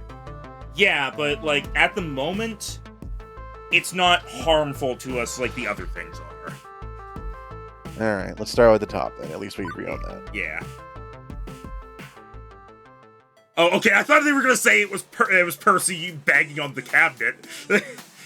I was like, what the fuck? I say. What happened with you, man? As I hear the clang and bang of someone assaulting a cabinet, I see Percy holding up a finger to grab my attention. I motion for him to I join was over me. here playing Moopy as usual, and someone gave me this mysterious white powder, and now I am positively infused with rage.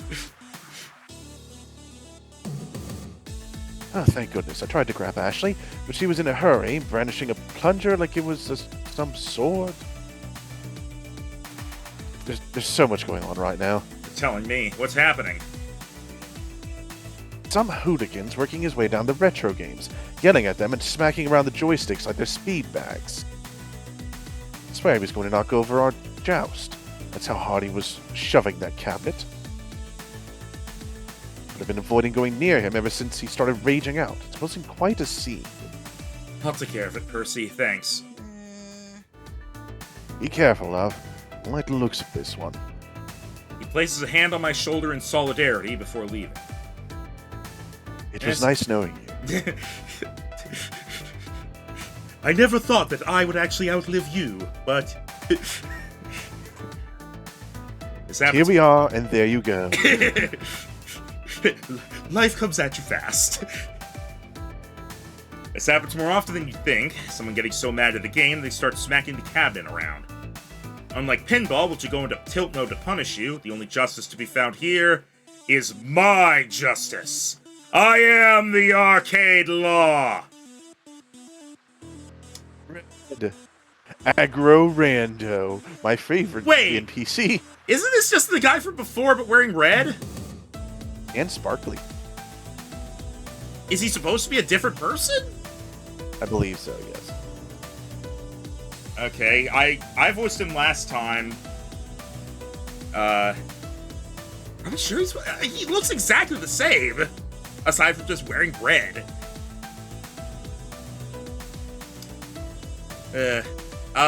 Okay. Who? Okay, James Username confirms he is a different person. Nice jacket. Okay, if it's a different person, you voice him then, because I voiced the other one. I don't like being the cursing people. Yeah, well, I'm already at least one of. I'm two of them technically, counting ourselves. So. I know, so continue. No, I'm already voicing the other guy that looks like this. Fine.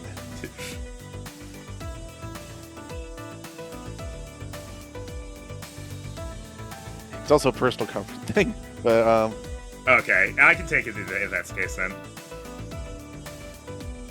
yes, please. All right, what voice to give him then? I don't want to just. Angry Rando. You fucking piece of shit game! I totally jumped over that fucking barrel! Motherfucking piece of shit monkey and his goddamn fucking piece of shit bitch ass bastard barrels! And darn! Drat. Yeah. what if that's just how I read it instead? Curses. You freaking piece of poop game!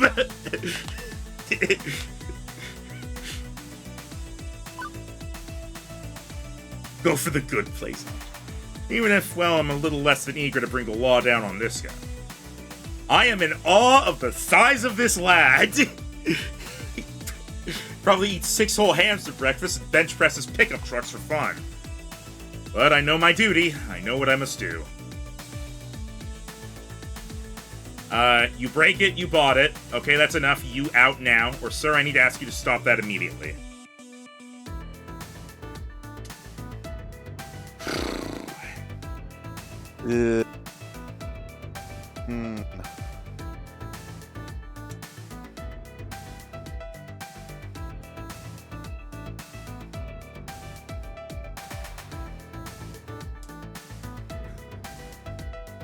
Here's the thing. If we choose the bottom one, he's not going to listen.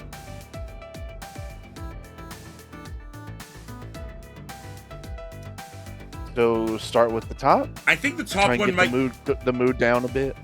It also might be the best deterrent. Because the other two are like, hey, stop. And this is like, if you don't stop, you pay money. Yeah, I think the top one. For the record,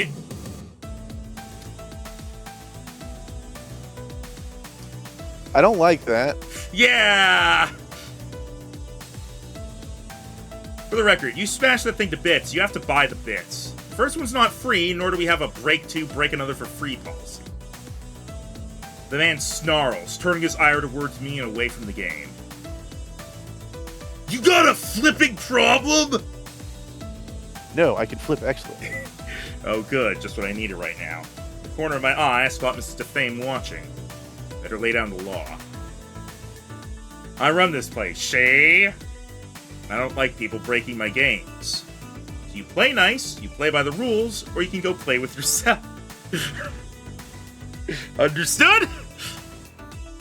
No more hitting games. Period. You little... But oddly, his attention is diverted to something or someone behind me. It's only for a couple of seconds, but his whole demeanor changes after that. Fine. What's going on? I still say this is some setup by Deco's pal. Oh yeah, this is definitely some setup going on, but that makes me kind of wondering. I guess the others being polite was to make us lower our guard. Then he storms off, deciding he'd rather have the last word than argue it further. I turn to see who or what exactly changed his mind with a sharp glance, but the crowd's too thick. Whoever or whatever it was is gone now. And Mrs. Defame returns to the crowd without a comment, hopefully quietly approving of my law-bringing. That was odd, but I guess a win is a win. Now what problems to address next? Tickets?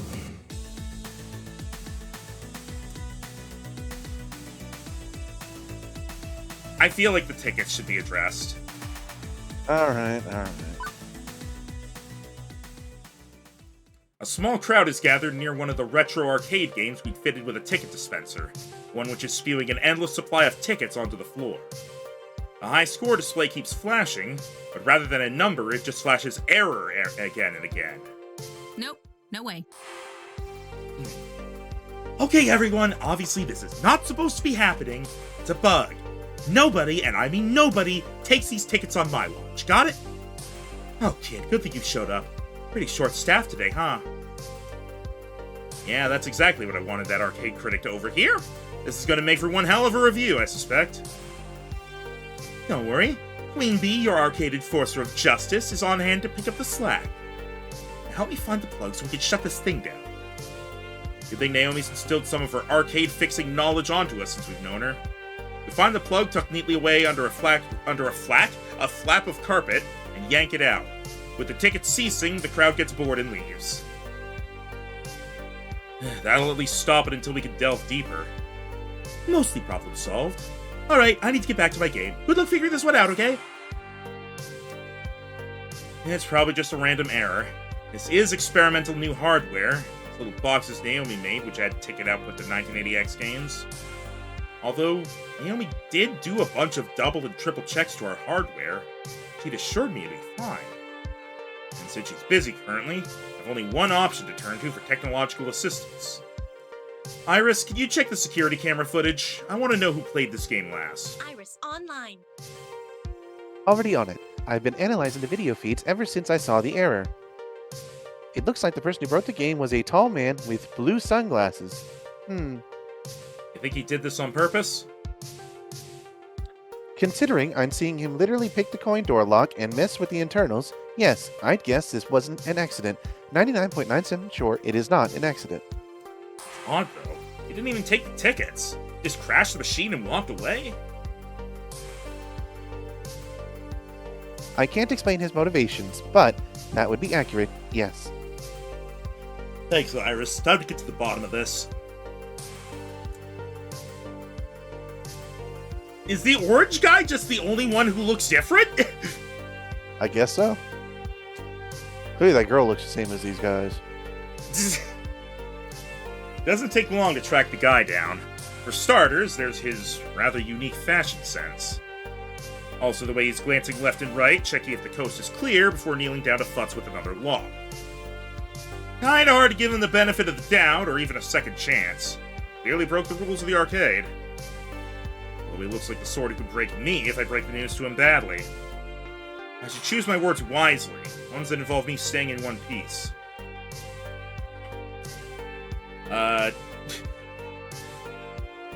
Okay, no, not the first one. Police. Yeah. This is vandalism. Yeah.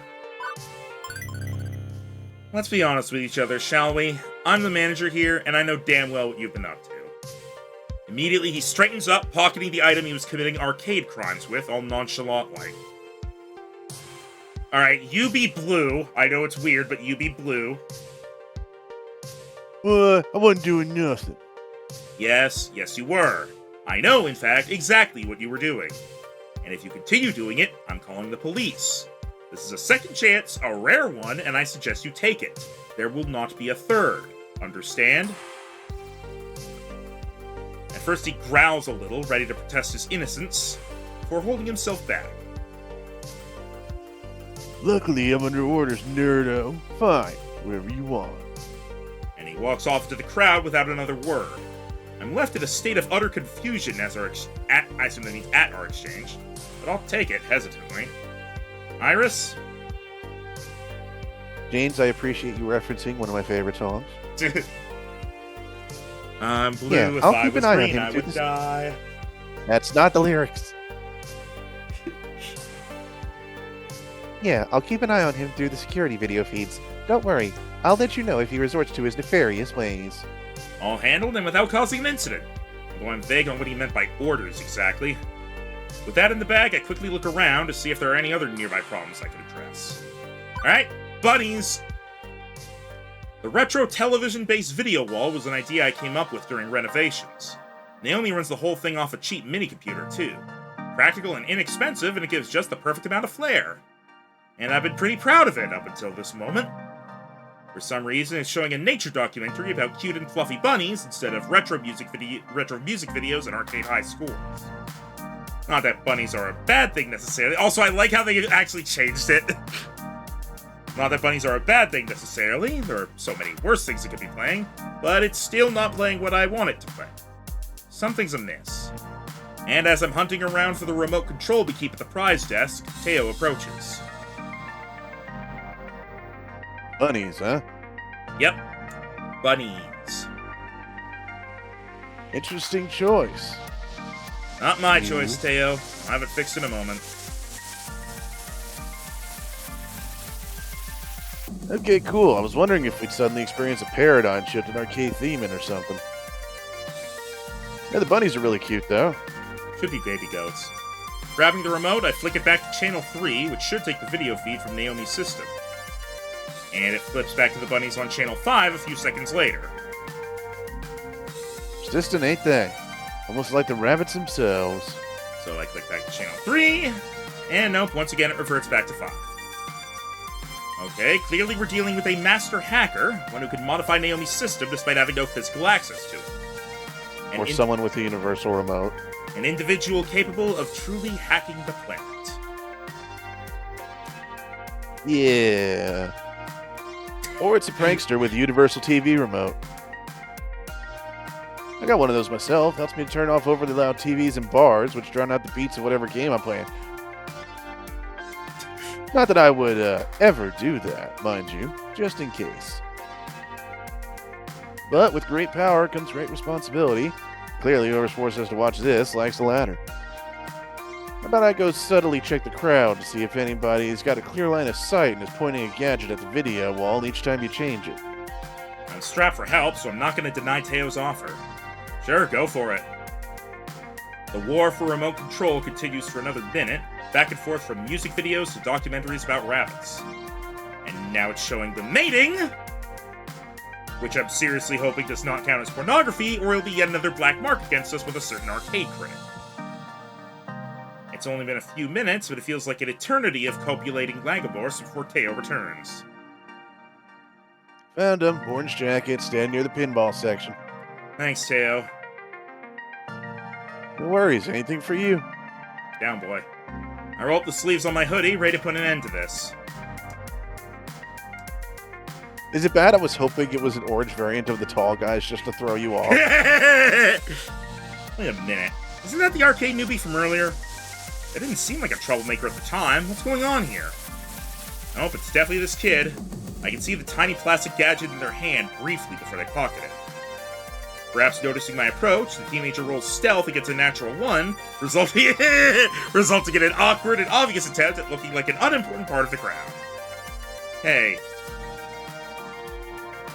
Didn't do anything? I mean, hi, good to see you again. What's up? How are things? Given this living bundle of nervousness, I'm not sure I feel like coming down like a ton of bricks on the poor kid. Rules are rules, right?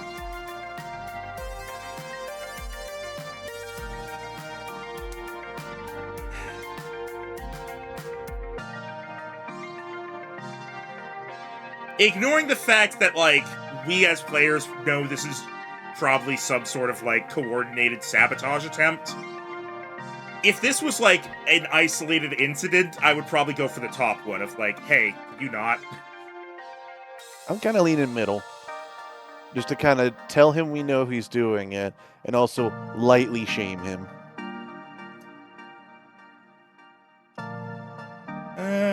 Okay, I'm fine with that. I don't want to go for the bottom one necessarily. Nah. I think we're playing so cute. What's up, Doc? Yeah, what? Okay, friend, bunnies are cute and everything, but stop messing with my video wall. I don't want to have to kick you out of here, got it? Okay, sorry. I wasn't trying to cause trouble. I mean, I was, but never mind. Okay, I'll stop. Thank you. Bye. And they're gone, slipping back into the crowd. That was weird. What's going on here? I decided to look around a bit more, hoping for some clues. What trouble should I investigate next? The fire! Before I could do that, Before I can continue my quest to purge my arcade of evildoers, I'm interrupted by an onslaught of my hardworking staff. I knew it! Rymax, about our missing inventory. Oh. I get my hands on whoever did this. I found the electrical problem, Rymax. Who took this big of a dump in the toilets? I assume all they do is shove toilet paper down there. I know it's... Sabotage! Sabotage and treason! An enemy agent walks among us!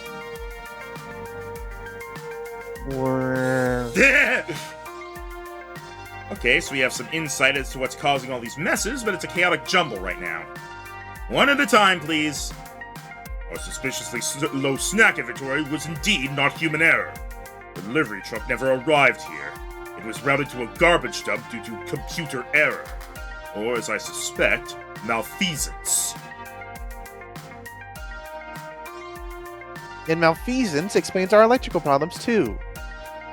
Remember my joke about someone scuffing their feet and shocking the coin boxes? Nope, that's actually what happened. An external shock, not a grid failure. Someone's got a battery or some other shock pod and was using it to crash games. Must be the same person who flushed a bunch of wadded up paper towels and firecrackers down the toilets. It's a war zone in there.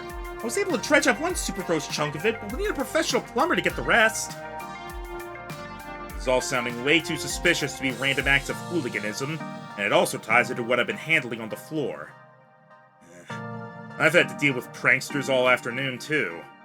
I don't know if that's the word for them, but I've been so busy playing firefighter, running from blaze to blaze with a leaky bucket, that I haven't been able to put the pieces together. But now it's clear, and I know what I must do.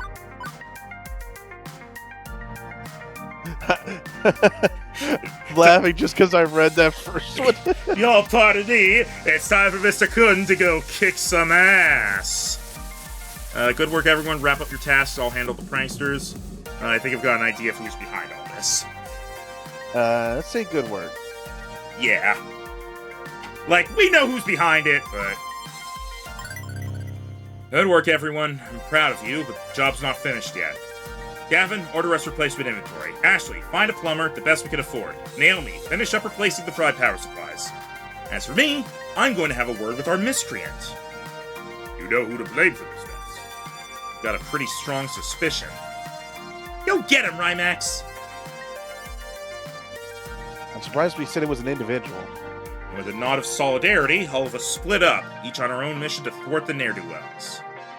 Everyone's going wrong all over the place, ruining my perfect opening day plans. Someone has to pay for this. My friends are counting on me to lead, to be the responsible one. I can't foist this off onto Gavin like I might have done at the Funplex. Finding my quarry isn't particularly difficult. She's been in the background the whole time, watching and waiting as I ran around trying to put a lid on the mayhem.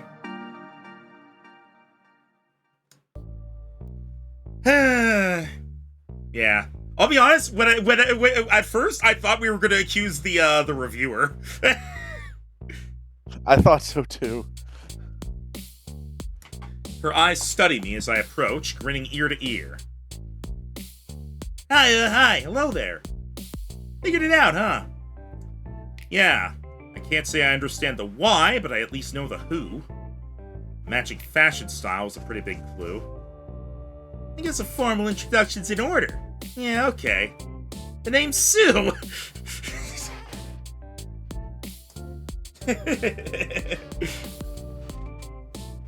Natural-born leader, hacker extraordinaire, and leader of the Ghost Monsters, the hottest gang on these streets. Pleased to meet you.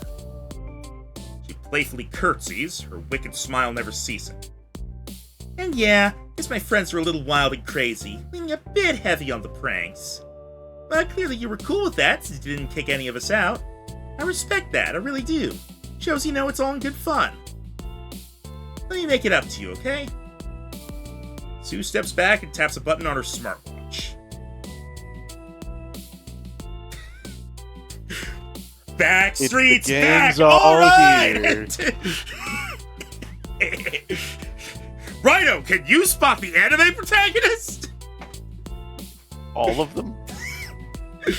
Why is he the only one with his thing on the right side instead of his left?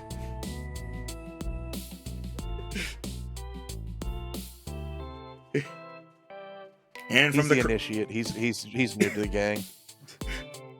And from the crowd of gamers, her whole gang assembles. You know, I just watched K-Pop Demon Hunters a day or two ago, and I'm pretty sure this exact scene was in that movie.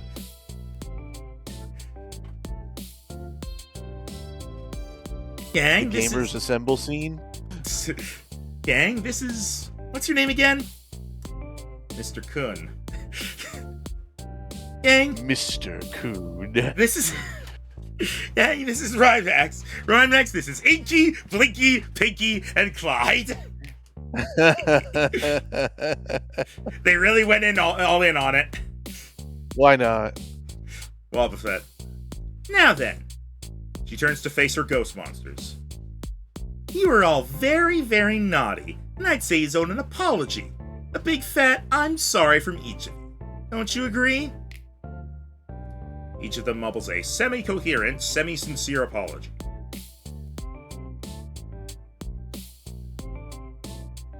Oh, right. Talk to River Hoover. Yeah, whatever. Sorry. Real sorry. Gosh, I'm so sorry, Mr. Kun. Sorry. When they finish, Sue faces me once again. There! Everybody's sorry, which means everybody's forgiven, correct? Because, and this is me being real with you, I like this arcade. I really do. It beats the crap out of Deco's Palace, that's for sure. I can easily see this being our new home, you know? I admire what you've done with the place. It's totally awesome, and I'm really looking forward to coming back, again and again.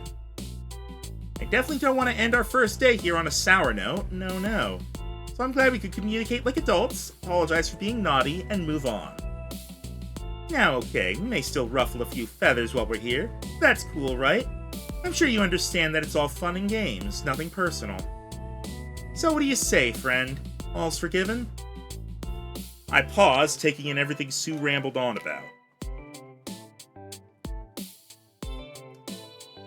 Let me get this straight. You scare our customers, mess with our television sets, smash up and short-circuit our games, clog our toilets, redirect our mail orders, expect a second chance to cause trouble after I already let your first wave of chaos slide, mess with our ticket payout systems, and you want me to smile and let you come back tomorrow. My words barely faze her, that grin still lingering. Yep, yeah, that sounds about right. I love this arcade, and I think we could be great friends. What do you say, partner? Waiting for my response, she holds out a fist to Buck. Are you fucking kidding me? Of course not. Sure, why not? I absolve you of all arcade sins. Lol, no, get out. If you truly love this arcade, you have to stop causing problems. Rules are rules. If you can respect them, you can stay. She's definitely not going to care about the bottom two options.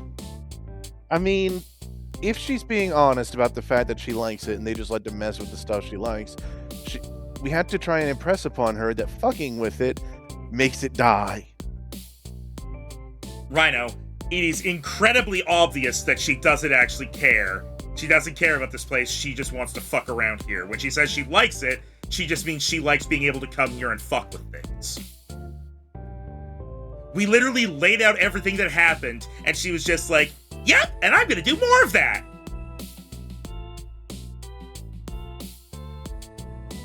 It's one of the top two options.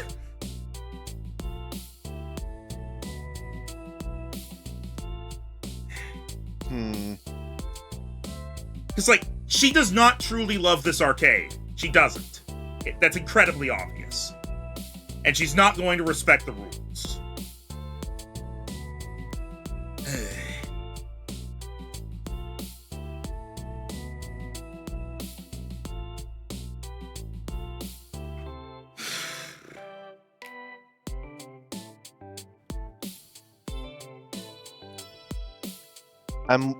I'm worried.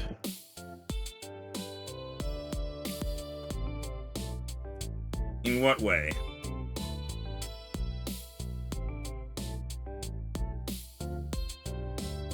I'm worried this is part of a grander setup.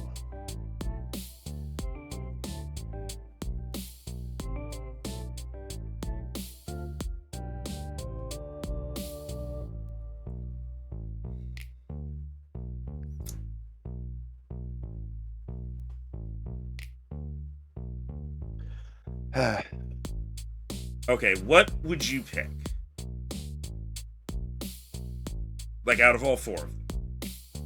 Honestly, my instinct was Green to try and actually appeal to her sense of enjoying it, sort of as a way to test the actual sincerity of it, and given her response to that would have been a judgment way to go, but I understand they want us to decide now. Yeah, that is the problem with a lot of visual novels or things like that, is just that, like, you don't get to choose one thing and then choose another option based on that. You choose one and then that's it, you're locked in.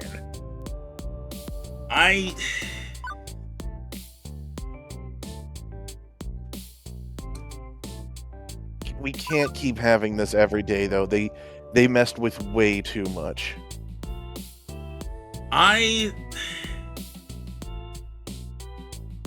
I'm willing to go for the third one, but if more problems happen, we need to go on the offensive with her.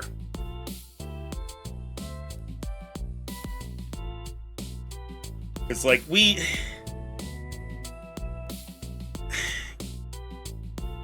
on one hand, I want to respect that, like, she is being polite, but it's so obviously fake.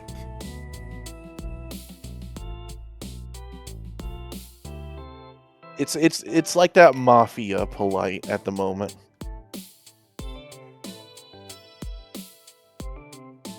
Let's just say if you were to not acquiesce to our terms, unfortunate things could happen. And so now it's like we attempt to appeal, but it's like if it's one of those things where I would need to get a little bit more of a read on her, I think. If we did just straight up tell her to leave and, like, kick all of them out, then I guess there's nothing. I'm concerned if we say that, like, we would have to go to a whole thing of, like, you can't prove anything, it was just a prank. She's gonna cause a big freaking scene. I mean, we have security camera footage and witnesses. But I know, but the damage to our rep on kicking people out on our first day could be a lot. Alright. I'm willing to go with the third one. If we end up, like, in this sort of situation again, like, with this sort of these choices, we're going with one that just tells her to fuck off. Oh yeah, like, this is her second chance. This is like her third or fourth chance, all things considered. Considering, like, there were so many times when we were talking with her where she could have said literally anything other than what she said, and it would have been better. Well, I'm still willing to go with the third one. I'm just saying, like, she's really not.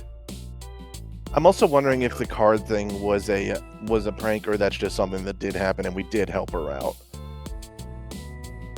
I mean, did we really help her out? We kind of just confirmed what the waiter was already saying. We tried, and we did explain the situation a little more by letting her know it was canceled. It wasn't just a machine error. Okay.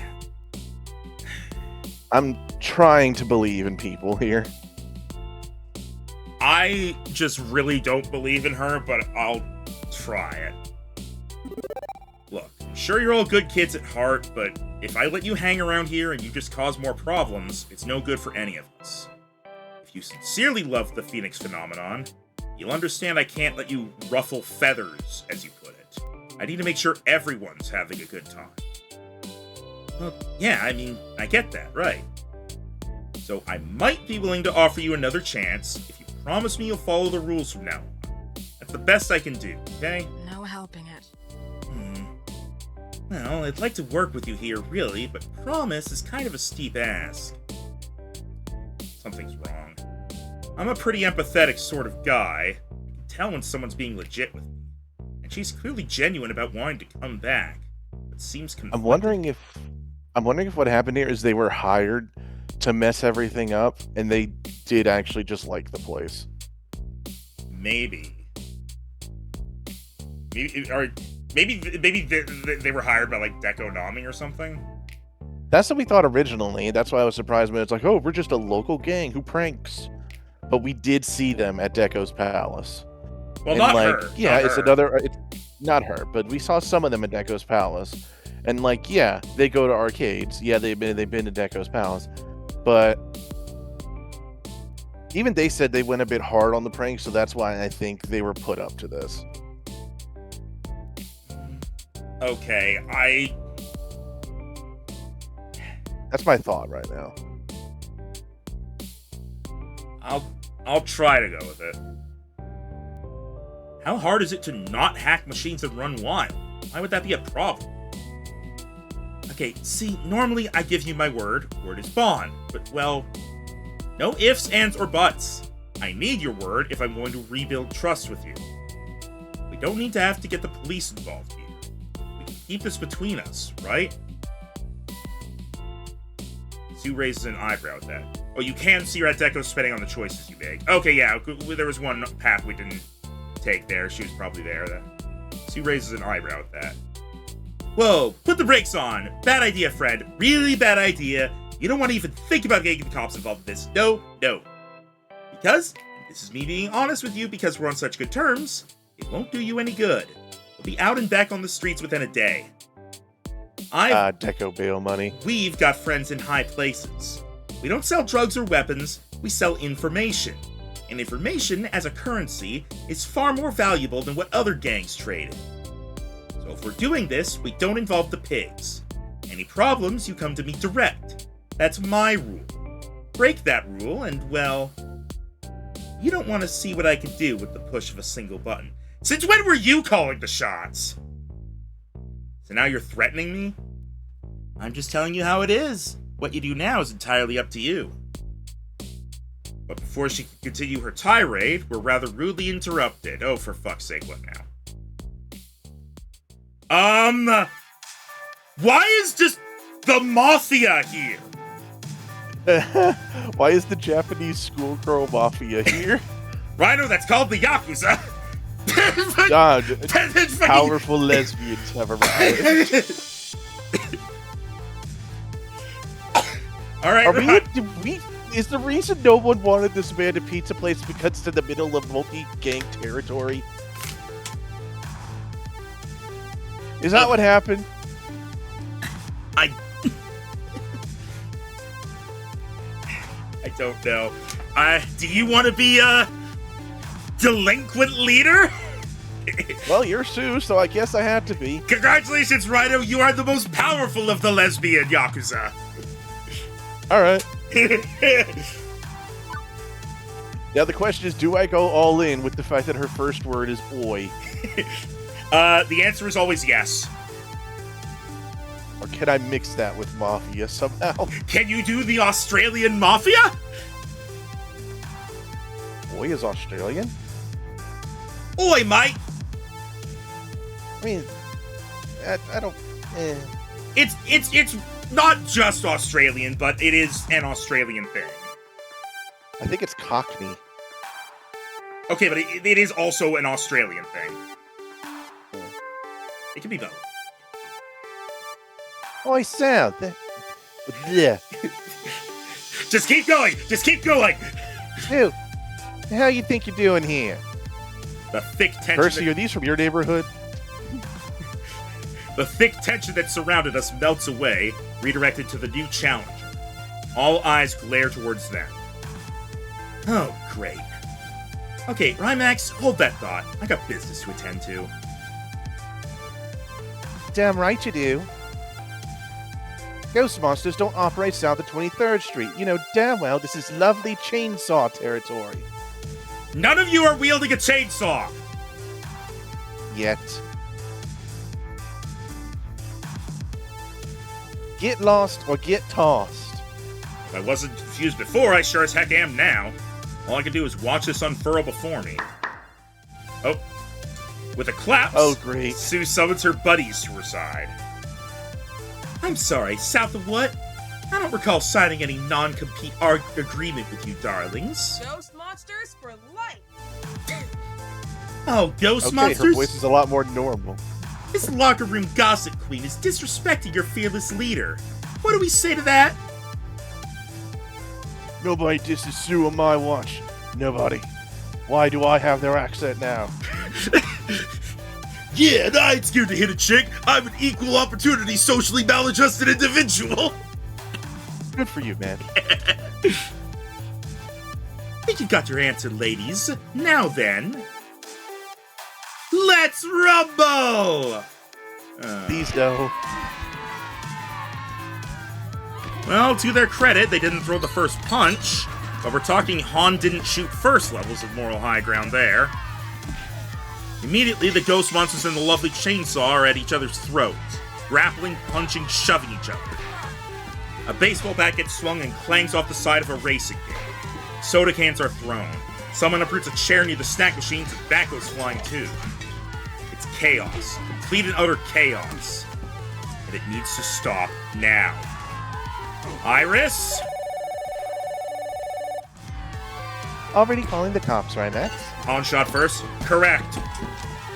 As for me, it was supposed to be perfect. Supposed to be. Everything I could to make the Phoenix phenomenon a success.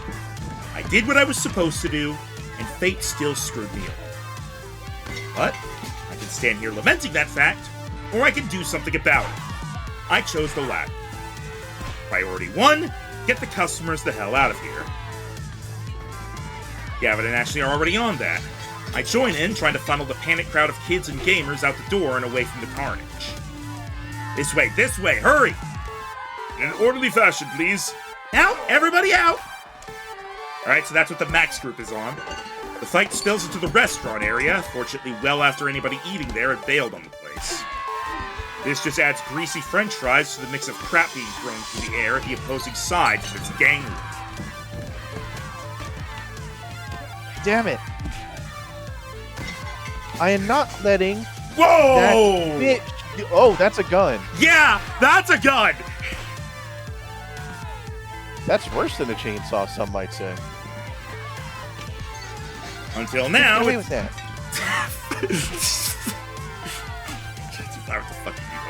Until now, it's been the world's sloppiest barroom brawl. Teenagers flailing at each other wildly, generally wrecking the scene rather than each other. But now, she's pulled out a gun. Hang on. I believe,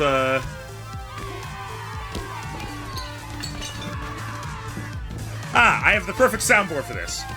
And this is a loaded gun. Not the one I expected. Not some arcade light gun, but a real-life shooting and killing gun. Are you seriously? Hey, Wait! she changed her expression. Oh my god! This isn't happening. This cannot be happening. But this is 100% happening. The leader of the lovely Chainsaw Gang raises her weapon and takes aim at Sue, trying to end this. But her target is conveniently tucked behind Mrs. Defame and Queen Bee. If I don't do something, someone is going to get seriously hurt. Oh, don't make us choose. Alright, so for the record, if Mrs. Defame dies... Oh no, anyway. But if she gets hit and doesn't die, we're screwed. I don't think she can put this on us! This is literally The Yakuza try. walked into the building with a gun. This is in no way our fault. They could have done this to, like, a fucking bank and been able to shoot someone before somebody did something. My mind races. Everything is indeed in ruins. I have one chance to make this right. One chance to do something good in the midst of all this chaos. Time slows for me, like I'm trapped in a dream state. Pure instinct takes over, and I start running toward them. Okay, so first off, if they're all that close together, tackle all of them at once. Yeah, put your arms out. Second, if Sue is the one being aimed at, I think we should protect her. Yeah. Because, like, even if the other two are in the way, I feel fairly It's clear who she's aiming at. Like, yeah, like, she's, like, right now, it seems like right now she thinks she has a good shot. She's not gonna just, oh, Sue's not there anymore. I guess I'll shoot this person instead. Well, maybe she will, but... I mean, if we protect Sue, there's a 50-50 chance that we lose Mrs. Defame, and a 50-50 chance that we lose the person we have the least amount of relationship points with. So, I think, overall, we protect Sue. Meanwhile, me thinking ahead, if this works, Sue's going to be in our debt and is more likely to give us information. Yeah. And hopefully, with Mrs. Defame, maybe this will be like, well, you didn't protect protected me. a customer. You protected a customer who was actively about to be shot at, so... yeah, okay, Sue. Just in Do it. case we die from this, though. To quote some people's way of saying do it, pull the trigger. But no, we want them to not do that. Get that. What the hell is this? Get down, Mr. President. Is this the thumbnail? It might be.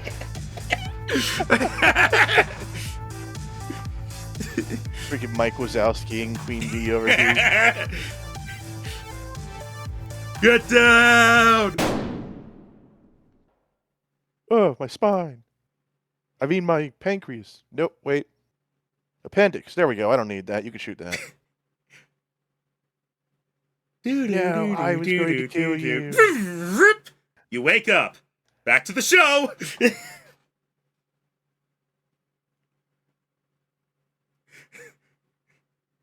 No? Okay. Whoa. Random delinquent. Holy fuck! What did you?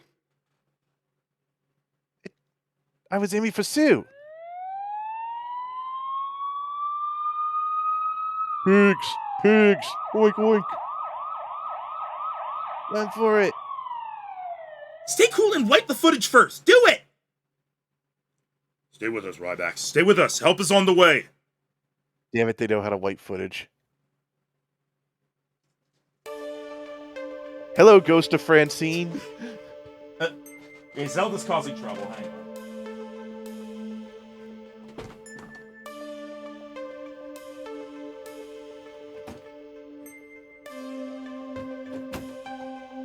So, you died. She wasn't quite at the level of sabotaging arcade machines, but I had to kick her out.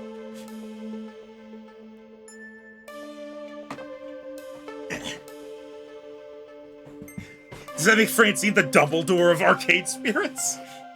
A little bit. Rybax Coon! Did you put your name in the Golden of Fire? Francine said calmly. I just wanted to make a dream for everyone to enjoy. That's all. Is that so wrong? It's what you would have done. It's what you did do for all of us. But I guess no good deed goes unpunished, The Kun family curse. You were strong. Oh my god, I actually can't do her voice right now. You've a strong spirit, dear. Thank you. You'll get through this. I know you will. I was shot! So, Get good! GG, one re. Respawn! For now, you'd best wake up. There's still more to be done. Here, have an extra life. But it... I thought it was actually playing a one-up noise. Slowly, very slowly, I opened my eyes. The soft beeping of medical monitoring greets me, as well as an angel in white. Well, an angel in a white lab coat. While they're no heavenly being, they do appear to be my doctor, armed with nothing more than a clipboard. I'm still a little hazy as they briefly explain the situation. Thanks to my wild theatrics, I startled the shooter enough that her bullet missed its intended target. And instead, it went into my leg. Oh, sorry, no, hang on. And instead, it went into My leg! which hurts like fucking piece of shit goddamn hell! But apparently resulted in a surprisingly clean shot that I'll recover from in a few weeks easily. 2 days in the hospital, a week or 2 on crutches, some limping, and I'll be back to 100%. And more importantly, nobody died. I can live with this momentary pain if someone else gets to live, period. So, could have been better, could have been worse. The doctor, having given me the report, leaves to treat their other patients. But before they do, they inform me I have a visitor. At least there's a plus side. I just wonder who it is.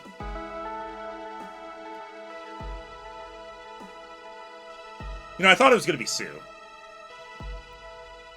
When I look This works. When I look over to see who it is, I see Naomi standing there, tears streaming down her face. She rushes over to my side, embracing me in a hug. Oh, Rymax, I was so scared. Naomi, I'll be fine. It's like a Hollywood gunshot. I'll walk it off. You were bleeding everywhere. Okay, a larger than usual Hollywood gunshot. The doctor said it'll be fine in a month or so. No big deal. Trying to downplay the seriousness of it all does nothing to placate Naomi's frustration. Oh, It is a big deal. How could you just toss your life away like that, jumping in front of a gun? How could you How could you try and protect people from harm? I can't criticize you for that. I just got so scared when I saw you bleeding all over the floor. I mean, just hours before that, I was mad at you over a penguin statue of all things. I feel so silly in hindsight. I mean, the last thing I ever said to you was in anger. Of course, now she's replaced her earlier anger with self-resentment.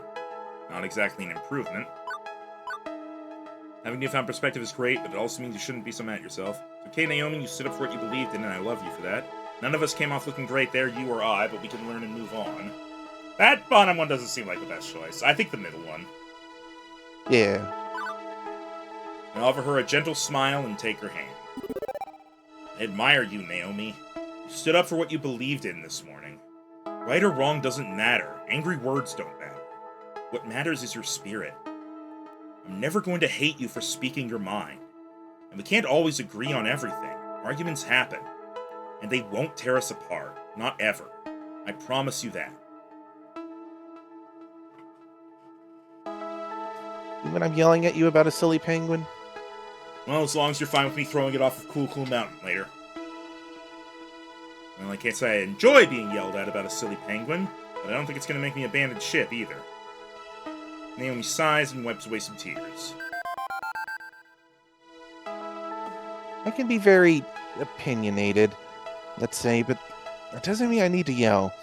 Doesn't mean I need to be angry. I can stand up for myself without throwing a fit. I guess people in love argue from time to time, it's normal.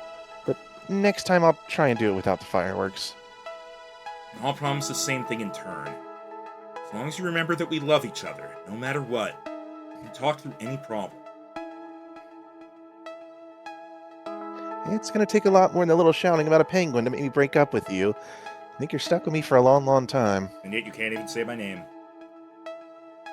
I trust you to protect my dream, even when you have to protect me from myself.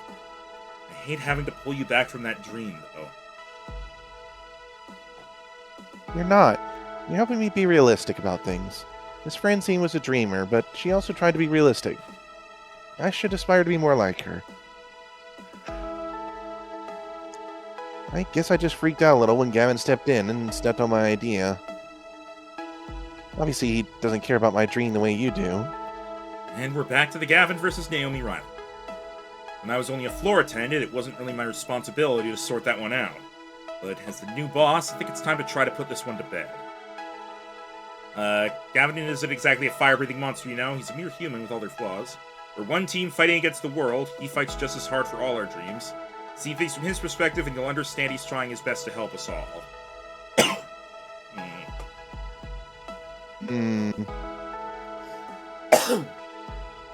Honestly, now the bottom one seems like it might be the best.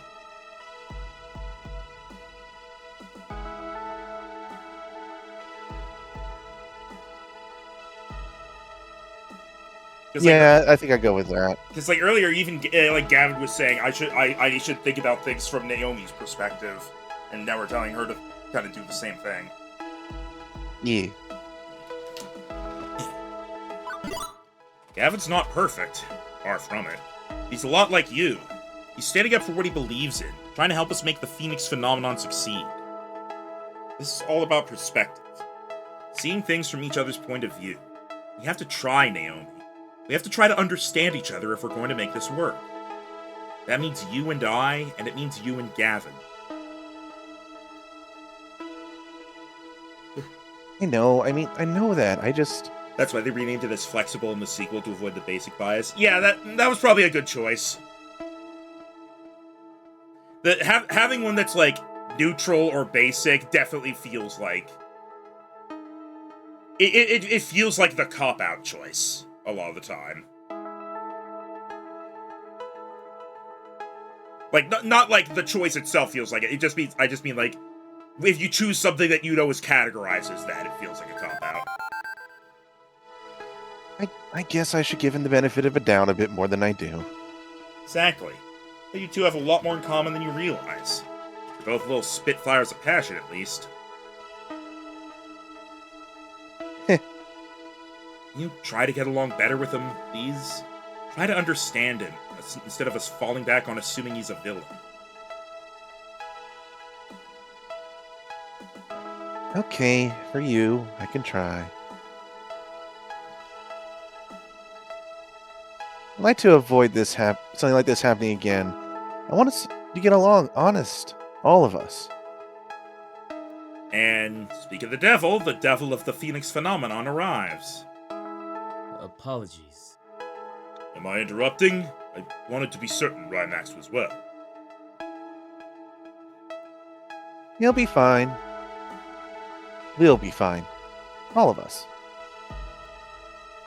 Rymax could probably use some rest at this point, Gavin. How about we go raid the snack machines and talk? Pardon? Oh, what about?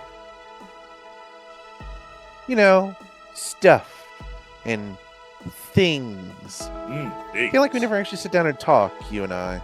I do approve of things. I'm a little iffy on stuff, but I'm willing to give you a chance.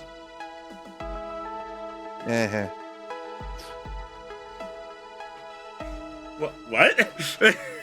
I said, Okay, I don't know why, but okay. Naomi offers me a quick, but very careful hug before leading a confused Gavin out the door. Hopefully they'll find some common ground. It'd be nice for something positive to come out of the mess that was our opening day. Seeing the person I care for the most was certainly a boon to my spirit. Now, if they could only do something about the food here.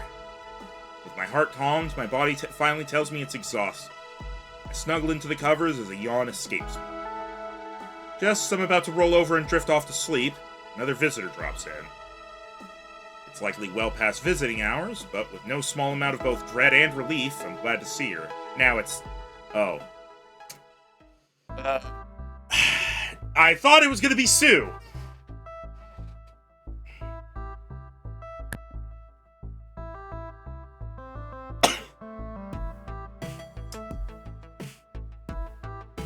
Mr. Coon, a word, if you will. I try to straighten myself up from my pillow backrest. Time to put on my professional front, even if I'm in excruciating pain. Naomi's my first choice as well. I think she's it on about 75% of the streams I watch as well. She's a good character. We almost went Ashley, but we just kind of got turned towards Naomi a little bit more. There was also I think Rhino had like briefly some interest in Teo, but then I don't know. We didn't really have any chances to. We didn't really get to hang out with anyone besides Gavin, Naomi, and Ashley for like a couple chapters. So it got kind of limited. Okay, I should start by explaining that what happened today isn't exactly indicative of. I should hope it was. It's hard to disguise the disbelief on my face. What? Oh my god, her face changed! It seems I misjudged your character based on an initial unpleasant interaction. What I saw today, clearly, you are no fool nor a coward. I let my need to protect my family override my better judgment. How absurd to paint everything you've built at the Phoenix phenomenon with that brush, all over such a small matter. I saw you selflessly throw yourself in front of that bullet. You didn't have to do that. You chose to do that. Though I do notice you chose not to protect me. It's indicative of someone who isn't simply in this for the money, as so many in this industry are.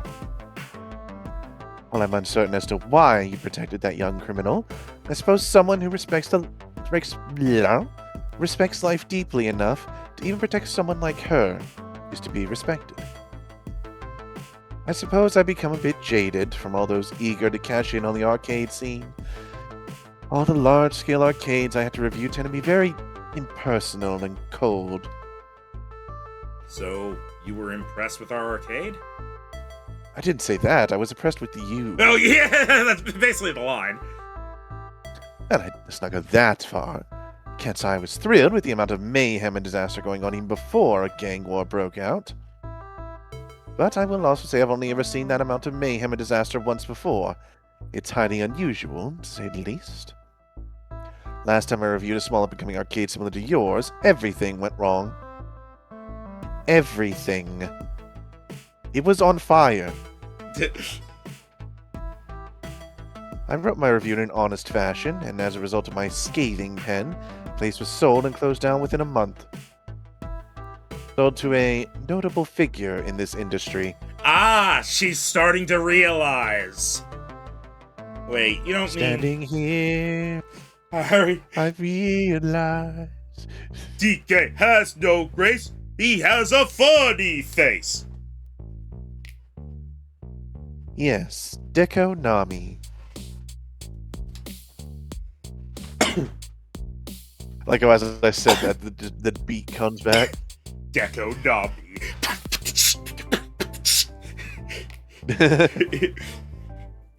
Such is the fate of any arcade which dares to stand up to him. Your prior business, the Funplex, only escaped being devoured by being far too small to be worthwhile. Sadly, your enthusiasm may have put it in his crosshairs, and if you cannot tidy up your reputation to today's affairs, the Phoenix phenomenon will be next. Again and again, torn down by Deco Nami.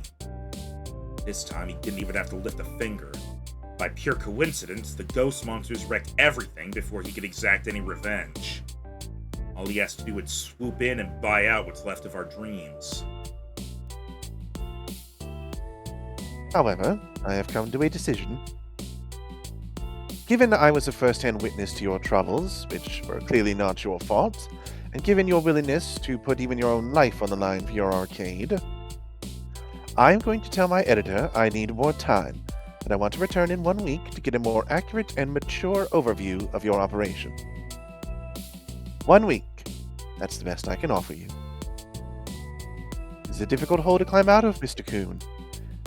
Even aside from the earlier trouble, having a gang fight and a shooting transpire in an arcade is standard fare for America. Press will feed on this. Even if I was the only press present and accounted for, They'll dig and they'll speculate and they'll chew on your bones. If your arcade survives that initial onslaught, I hope to write a proper review which can lay those concerns to rest. But I'll offer you no more second chances, no more reasonable doubts. Best foot forward when I return, or my readers will know the truth. Understood? Understood. Then I'll leave you to your recuperation. With a curt nod, she turns and leaves the room, leaving me with my thoughts. 1 week. I've got exactly 1 week to completely rebuild our reputation and clear the good name of the Phoenix phenomenon. We're not even going to be out of the hospital in that time! You'll probably be on crutches. Didn't they say, like, we're, Or like a walking boot. yeah, hang on, what, they said, like,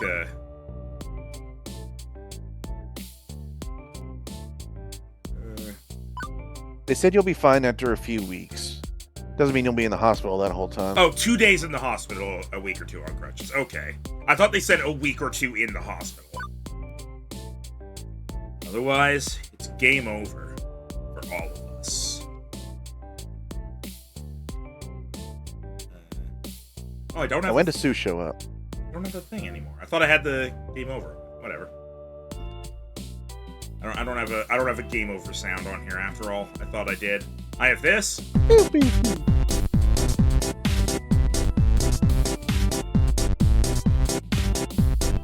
That's not game over music. I mean, it plays on the incorrect route.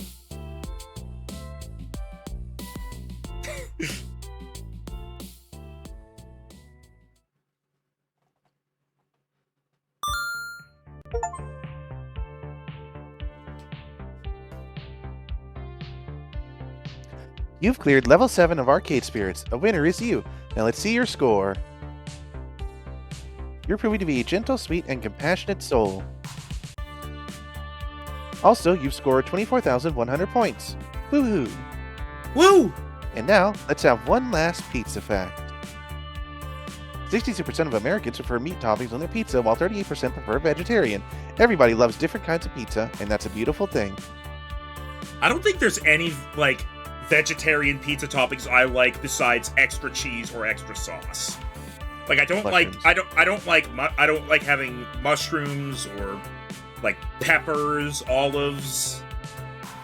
I'm trying to think of other like, non-meat toppings. Pineapple, I don't like, but I also just don't like pineapple in general.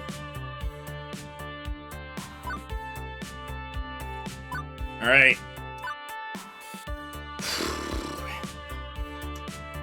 The next chapter is the last one. I kind of want to end here, and we do the full final chapter in the next stream. We don't know how long it is, though. James username, if you're still here, how long is chapter 8 compared to chapter 7? Because that's currently our best kind of measuring here. Because this one took about 2.5 hours.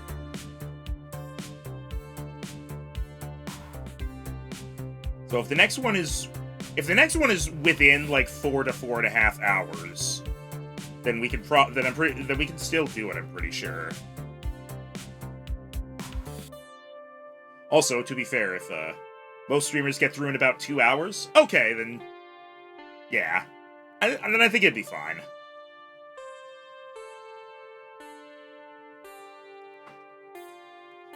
Yeah, I think we end there.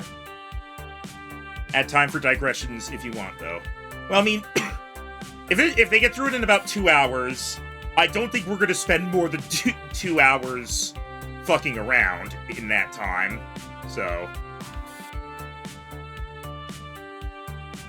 yeah. All right.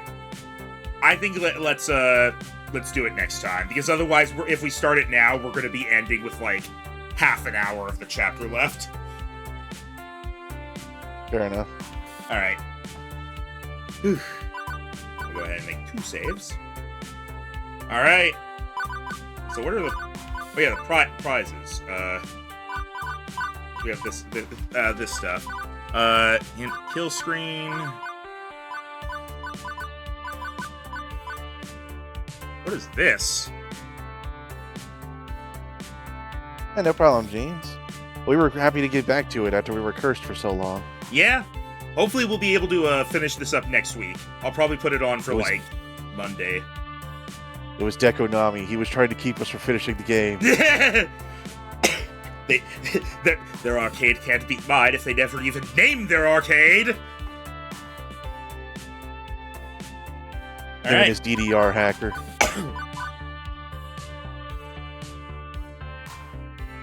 Alright. That's gonna end that off then. Alright, so just schedule a reminder tomorrow. There's nothing happening here. I'm going to be on the Versus Royale channel for something they're doing. I'll post about that when that happens. Nothing Saturday. This Sunday, we're going to finally do the Pokemon Smasher Pass sub-goal. Where, Yay, we'll see who all joins. yep, me and Rhino will definitely be there, and then anyone else who ends up wanting to hop in will be allowed, and I'm gonna have a separate window open for each of us, and we're gonna go through all the Pokemon Smasher Pass, and then we get to compare results at the end. Oh, we're not just going through one at a time and having someone say? And then everyone else go, whoa, wait a second. I mean, we'll have that as well, but I'll also have, like, a window for each person so that we can still, like, at the very end, kind of look through for a proper recap of, like, oh yeah, you were the only one who said smash on Grimer. Alright, so it's like we go through individually and, like, say it, and then at the end we just have a big comparison. Yeah, well, I'm gonna have every window open just on my end. So, What? Yeah, but then, like, how is everyone else supposed to see what they're doing then? you tell me what your answer We'll talk is. shop after the stream. Yeah! Just you tell me what your answer is. Fair enough. Alright, that's going to be that. And then, the only other thing I know for sure happening next week is we'll finish this game, and we have more Ashes of Courage on Wednesday. Alright. Farewell, everyone, and remember to... Remember, find the weirdest peripherals you possibly can and use them to hack the Pentagon.